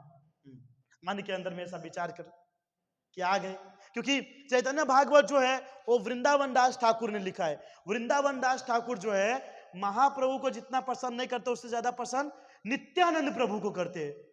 और चैतन्य भागवत के अंदर में खाली नित्यानंद प्रभु के बारे में लिखा है, इसीलिए कृष्णदास कविराज जी को चैतन्य चरितामृत लिखना पड़ा, नहीं तो इसके अंदर महाप्रभु का कुछ अता पता ही नहीं। हर जगह नित्यानंद प्रभु, हर जगह नित्यानंद प्रभु। तो विचार कर रहे थे कि हम तो महाप्रभु को बुलाए थे और इसके साथ में ये भी आ गया है, तो अब आ गया है तो खिलाना तो पड़ेगा ना। तो नहीं बोल सकते भाई तुम साइड में खड़े रहो, महाप्रभु खा करके उठेंगे तो वापस चल जाना, जिस पैर से आए थे उसी पैर से वापस लौट जाना, ये तो बोल नहीं सकते हैं। तो बढ़िया प्रसाद बनाए थे, गोवर्धन जितना राइस महाप्रभु के लिए रखे और गोवर्धन राइस नित्यानंद प्रभु के लिए रखे। और इतना बड़ा बड़ा तपेली के अंदर में क्या बोलते हैं, वो हमारे गांव में भोज दिया जाता है, एक पत्ता आता है और पत्ता जैसा बनता है उसका, वो पड़िया ही बोलते थे, तो आप पता नहीं वहां, हाँ कटोरा टाइप का बनता है, बस सिक्की से उसको सील करके पत्ता को बनाते हैं, है ना, पत्तल के। तो वो बनाया, उससे बनाया गया था और उसके अंदर इतना इतना सब्जी, इतना इतना सब्जी भर के दिया था, अलग अलग आइटम, और नित्यानंद प्रभु को इतना कुछ दिया। तो दोनों महाप्रसाद गोविंदे कर रहे हैं, चैतन्य महाप्रभु महाप्रसाद गोविंद नाम प्रभु ने वैष्णव। अब चैतन्य महाप्रभु नियम फॉलो कर रहे थे, इतने में नित्यानंद प्रभु बोलते कि इतने समय से मैं भूखा हूं, इतने दिन से मैं कुछ खाया नहीं हूं, और ये देखो ये परोसे है, ये इतना सा राइस, अब वो 10-15 किलो राइस होगा, इतना बड़ा पर्वत बनाए थे, ये परोसे इतना सा सब्जी और इतना सारा सब्जी, अलग अलग, वो भी 5-6 सब्जी, अलग अलग साग जो भी है अलग अलग बनाए थे, और बोलते इतना सा दिए। अद्वैताचार्य जी कह रहे कि तुमको दिया ना, ये बहुत बड़ा बात है।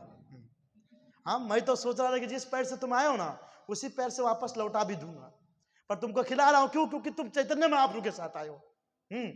आज चैतन्य महाप्रभु तुमसे ज्यादा प्रेम करते हैं, नहीं तो वो थाली छीन लेंगे। तो नित्यानंद बोल रहा, अरे कोई फर्क नहीं पड़ता है, तुमको ब्राह्मण को खिलाने नहीं आता है ना, नहीं खिलाने का मन हो तो बुलाने का नहीं। और महाप्रभु बोल रहे कि भाई जब महाप्रसाद गोविंद करा उसमें विघ्न कौन डाल रहा है? तो आंख बंद करके महाप्रसाद गोविंद, इधर लड़ाई झगड़ा चालू है दोनों का आपस में। तो महाप्रभु देखे कि भाई इनका तो चलता रहेगा, तो महाप्रभु सोचा कि हम अपना स्टार्ट कर लेते कि इनके चक्कर में हमरो थाली कहीं चला जाएगा तो ये भी ऐसे ही रह जाएगा। तो महाप्रभु ग्रहण कर रहे, तो बोलते कि अरे प्रभु जी आप इतना सारा क्यों बना के रखे, इतना सारा मैं थोड़ी खाऊंगा। अब अद्वैताचार्य का पहला लड़ाई चला, उनके साथ मुठ सटका हुआ था। महाप्रभु नाटक वाटक मत कीजिए मेरे सामने, है ना, आप कितना खाते हैं ना मुझे पता है, इसलिए शांति से बैठकर। महाप्रभु बोला कि यहाँ पर शांति बनाए रखना ही अच्छा रहेगा, क्योंकि दूसरी तरफ लड़ाई झगड़ा, एक को कोरने में लड़ाई झगड़ा चालू है आपस में एकदम जोर जोर में। तुमको खिलाने नहीं आता है, पिलाने नहीं आता है, सेवा सत्कार नहीं करने आता है। बोल रहा है तुम जैसे व्यक्ति का तो मैं सेवा करना भी नहीं चाहता हूँ, पता नहीं तुम कहां से उठ करके आगे, किसने तुमको बुलाया, मैं तो चैतन्य महाप्रभु का आमंत्रण। और चैतन्य महाप्रभु देख रहे और उखा रहे, देख रहे और इधर मारते जा रहे, मारते जा फटाफट फटाफट। और चैतन्य महाप्रभु हमारी तरह नहीं इतना इतना, एक के बार में आधा पत्थर गायब कर देते थे। अब मस्त खा रहे, और उतने में देखा इन दोनों का इतना बवाल भयंकर होने लगा कि नित्यानंद को भात उठा करके मुंह में उसके घींच के मारे अद्वैताचार्य के। और अद्वैताचार्य गुस्सा हो गया, तुमने मेरे मुंह पे भात मारा। अद्वैताचार्य ने भात का गोला मार के नित्यानंद के आंख में जोर से मार दिया। अब वो दिख ही नहीं रहे, आंख में पूरा भात घुस गया और ये नाकों में भात घुस गया। अब दोनों एक दूसरे को मारा मारी कर रहे। और यहाँ चैतन्य महाप्रभु जगत गुरु श्रीपाद की जय प्रसाद ग्रहण करके धीरे से निकल गए।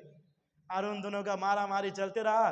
फिर तो बाद में बता रहे थे कि दोनों एकदम आपस में नृत्य करने लगे, लास्ट में नृत्य करने लगे आपस के अंदर में, क्योंकि वो प्रेम था आपस में, वो प्रेम और नृत्य करने लगे। इस प्रकार अद्वैताचार्य के साथ महाप्रभु का, नित्यानंद प्रभु का बहुत सारे लीला है। और अद्वैताचार्य जितने भी पार्षद है चैतन्य महाप्रभु के, उन सब के अंदर में सबसे विशेष पार्षद है अद्वैताचार्य, क्योंकि अद्वैताचार्य जो है वही चैतन्य महाप्रभु को इस धराधाम पर बुलाए। नहीं तो भगवान श्री कृष्ण तो त्या लीन थई गयो तो लीला नहीं अंदर खबर नहीं मारे जाऊ से, बेचारा उनको भेज दिया कि तुम जाओ, और खुद के पता ही नहीं। उन्होंने स्मरण कराया तो जाकर के चैतन्य महाप्रभु यहां पर आए, वरना वो आ नहीं पाए। तो बहुत विशेष है अद्वैताचार्य। और लास्ट में नवद्वीप में आकर के रहा करते थे, चैतन्य महाप्रभु के घर के पास रह करके। लेकिन चैतन्य महाप्रभु जब धाम के अंदर में चले गए तो अद्वैताचार्य जो है वापस से शांतिपुर चले गए और वहां पर जाकर के भजन भक्ति साधना जीवन यापन किया अपना। धीरे धीरे धीरे धीरे धीरे उम्र हुआ और लास्ट समय में वापस भगवत धाम चले गए। सो बहुत विशेष पार्षद है अद्वैताचार्य जी। भगवान चैतन्य महाप्रभु उनसे बहुत प्रेम करते थे। ऐसा आप देखोगे चैतन्य महाप्रभु के बहुत सारे पार्षद थे, पर किसी के घर पे जल्दी भोजन ग्रहण नहीं करते थे, कभी नहीं करते थे वो किसी के घर पे ग्रहण। लेकिन अद्वैताचार्य जी जब भी बुलाते थे ना, चैतन्य महाप्रभु जरूर जाया करते थे और बहुत प्रेम करते थे, बहुत प्रेम करते थे अद्वैताचार्य से। हर समय उनके बारे में पूछते रहते थे नवद्वीप के अंदर में कहीं पे भी, क्योंकि वो अपने भजन भक्ति साधना में लीन रहते थे और ये अपने में। एक उनको गुरु बना करके बैठे हैं और ये उनको गुरु बना करके बैठे हैं। आपस में पता ही नहीं है कौन गुरु है और कौन शिष्य है। एक तरीके से देखा जाए तो गुरु के रूप में तो अद्वैताचार्य जी, क्योंकि उनसे बहुत वरिष्ठ थे, लेकिन ज्ञान की दृष्टि से देखा जाए तो चैतन्य महाप्रभु बहुत वरिष्ठ थे। से बहुत सारे लीला आता है अद्वैताचार्य जी का चैतन्य चरितामृत के अंदर में, चैतन्य भागवत के अंदर में। लेकिन ये शॉर्ट में उनका जीवन चरित्र है और जितना हम समझेंगे, जितना समझे वो हमारे लिए इनफ है। फिर ज्यादा समझेंगे तो पता ही नहीं चलेगा कौन क्या था क्या नहीं था। मेरे हिसाब से इतना अभी जो हुआ है, बाप रे बाप, 2 घंटे का क्लास हो गया। इसमें हमको नहीं पता चला होगा कौन कहाँ गया होगा ये भातम फेकम फेंकी में। तो और तो अरे स्नान भी करने जाते थे ना तो भी ऐसे ही करते थे। स्नान करने जाते थे तब भी पानी में जब भी जाते थे ना, एकदम जोर से उनके आंखें में मारते थे, तो पूरा दिखना ही बंद हो जाता था। वहां भी लड़ाई झगड़ा चलते ही रहता था आपस के अंदर में। पर वो आपस में उन दोनों का प्रेम था अद्वैताचार्य जी का, और बहुत ही सीनियर डिवोटी से, बहुत ही अच्छे भक्त थे चैतन्य महाप्रभु के। वो सभी से प्रेम किया। अद्वैताचार्य महाविष्णु के अवतार है और महाविष्णु जो है, कृष्ण के बाद महाविष्णु बहुत पावरफुल है, वो कुछ भी कर सकते हैं। लेकिन उसके बावजूद भी कभी भी उन्होंने किसी भी प्रकार का अस्त्र शस्त्र किसी के ऊपर में कभी कोई प्रकार का क्रोध नहीं किया। हमेशा सबसे प्रेम से रहा करते थे, प्रेम से सबके साथ बातचीत किया करते थे, भक्तों के साथ आनंद विहार करते थे। कई बार उनके घर के अंदर में भी कीर्तन हुआ करता था, कभी श्रीवास के घर पे भी कीर्तन होता था तो अद्वैताचार्य जी को स्पेशल बुलाया जाता था और वो आते थे। और अद्वैताचार्य जी बहुत पैसे वाले भी थे, बहुत पैसे वाले भी। जब भी चैतन्य महाप्रभु के घर पे जाते थे कुछ न कुछ उनके यहाँ भेंट लेकर के जाते थे। हम भी ऐसे तलाश में रहते कि हमारे घर भी कोई आए तो कुछ अच्छा अच्छा चीज लेकर के आए, लेकिन जो भी आता है गरीबी आता है हमसे। वहाँ यहाँ आकर के कहता है थोड़ा रात दाल सब्जी है तो खिलाइए, घर पे थोड़ा कंडीशन ऐसा हो गया। एक मेरे पापा के मित्र थे, वो जब भी हम खाने बैठते थे ना तभी एंट्री मारते थे। अब उनका नसीब है कि क्या वो नहीं पता, जब भी खाते थे तब ही वो एंट्री मारते थे। ऐसे ऐसे होते हैं बहुत सारे। लेकिन अद्वैताचार्य बहुत बढ़िया भक्त थे चैतन्य महाप्रभु के, बहुत नित्य पार्षद है अद्वैताचार्य जी, जो एक बार में भगवान का नाम लेकर के भगवान को गोलोक धाम से नीचे बुलवा दिए। यहाँ पूरा संसार का लोग भी हरि नाम कीर्तन के जरिए कृष्ण को बुलाना तो दूर की बात है, प्राप्त नहीं कर पा रहे हैं। तो हमारे अंदर भी अद्वैताचार्य के जैसा प्रेम, श्रद्धा, ये सब चीज होना चाहिए, ताकि हम भी इस तरीके से नाम लेकर के शुद्ध भक्ति साधना करके महाप्रभु भगवान श्री कृष्ण को हम प्राप्त कर सके। हमारे मन के अंदर में भी यही चीज होना चाहिए। लाइफ के अंदर में हम कुछ भी कर रहे हैं, कुछ भी, वो सब एक साइड में है, और कृष्ण का भजन भक्ति साधना वो एक अलग साइड में है ना। कभी हमारे लाइफ के साथ कृष्ण के भजन भक्ति साधना को कंपेयर नहीं करना चाहिए। इस संसार के अंदर के आप अंदर रह करके जो कुछ कर रहे हो ना, वो सब के सब चीज निरर्थक है, कोई काम का वस्तु नहीं, वो सब निरर्थक है। कुछ भी कर रहे हो, कुछ भी, यानी कि A to Z सब निरर्थक। लेकिन भगवान के लिए जो कुछ करते हो सब के सब सार्थक है।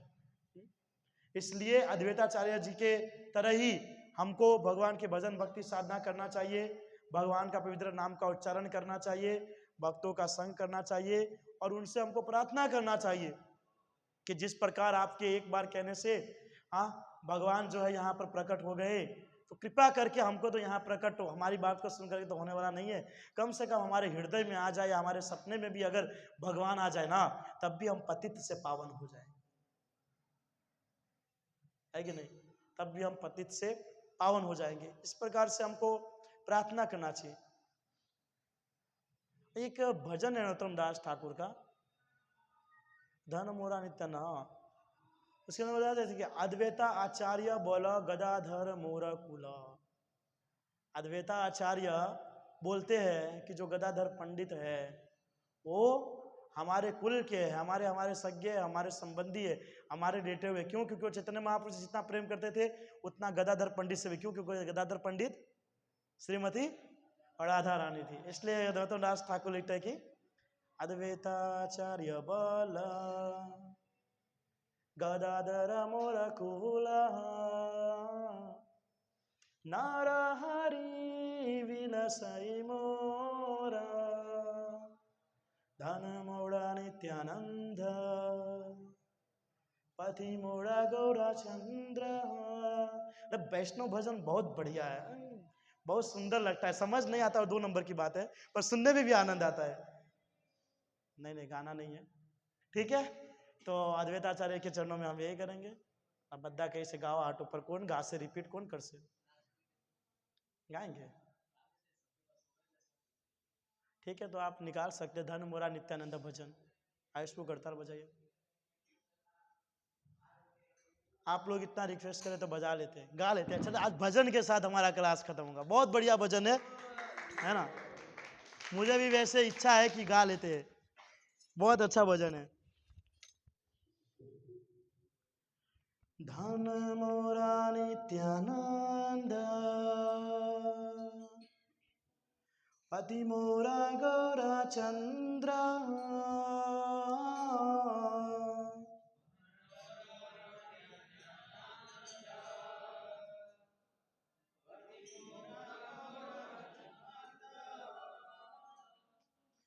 धन मोरा नित्यानंद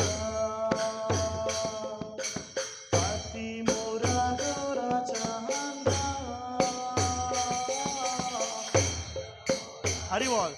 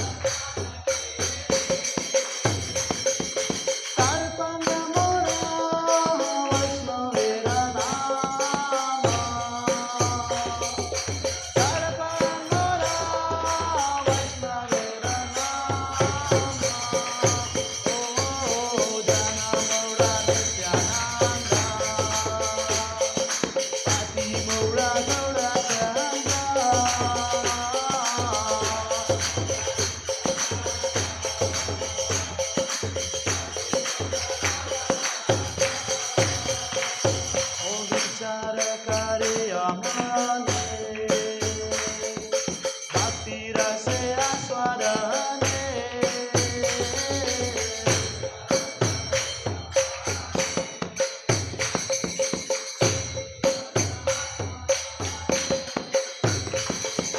विचार करे अमने भक्ति रसे आस्वादने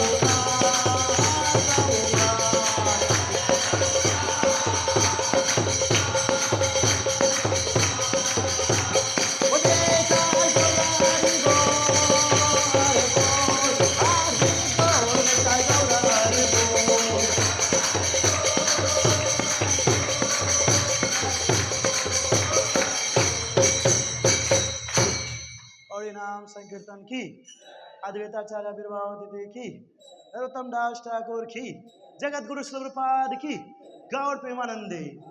हरे कृष्णा।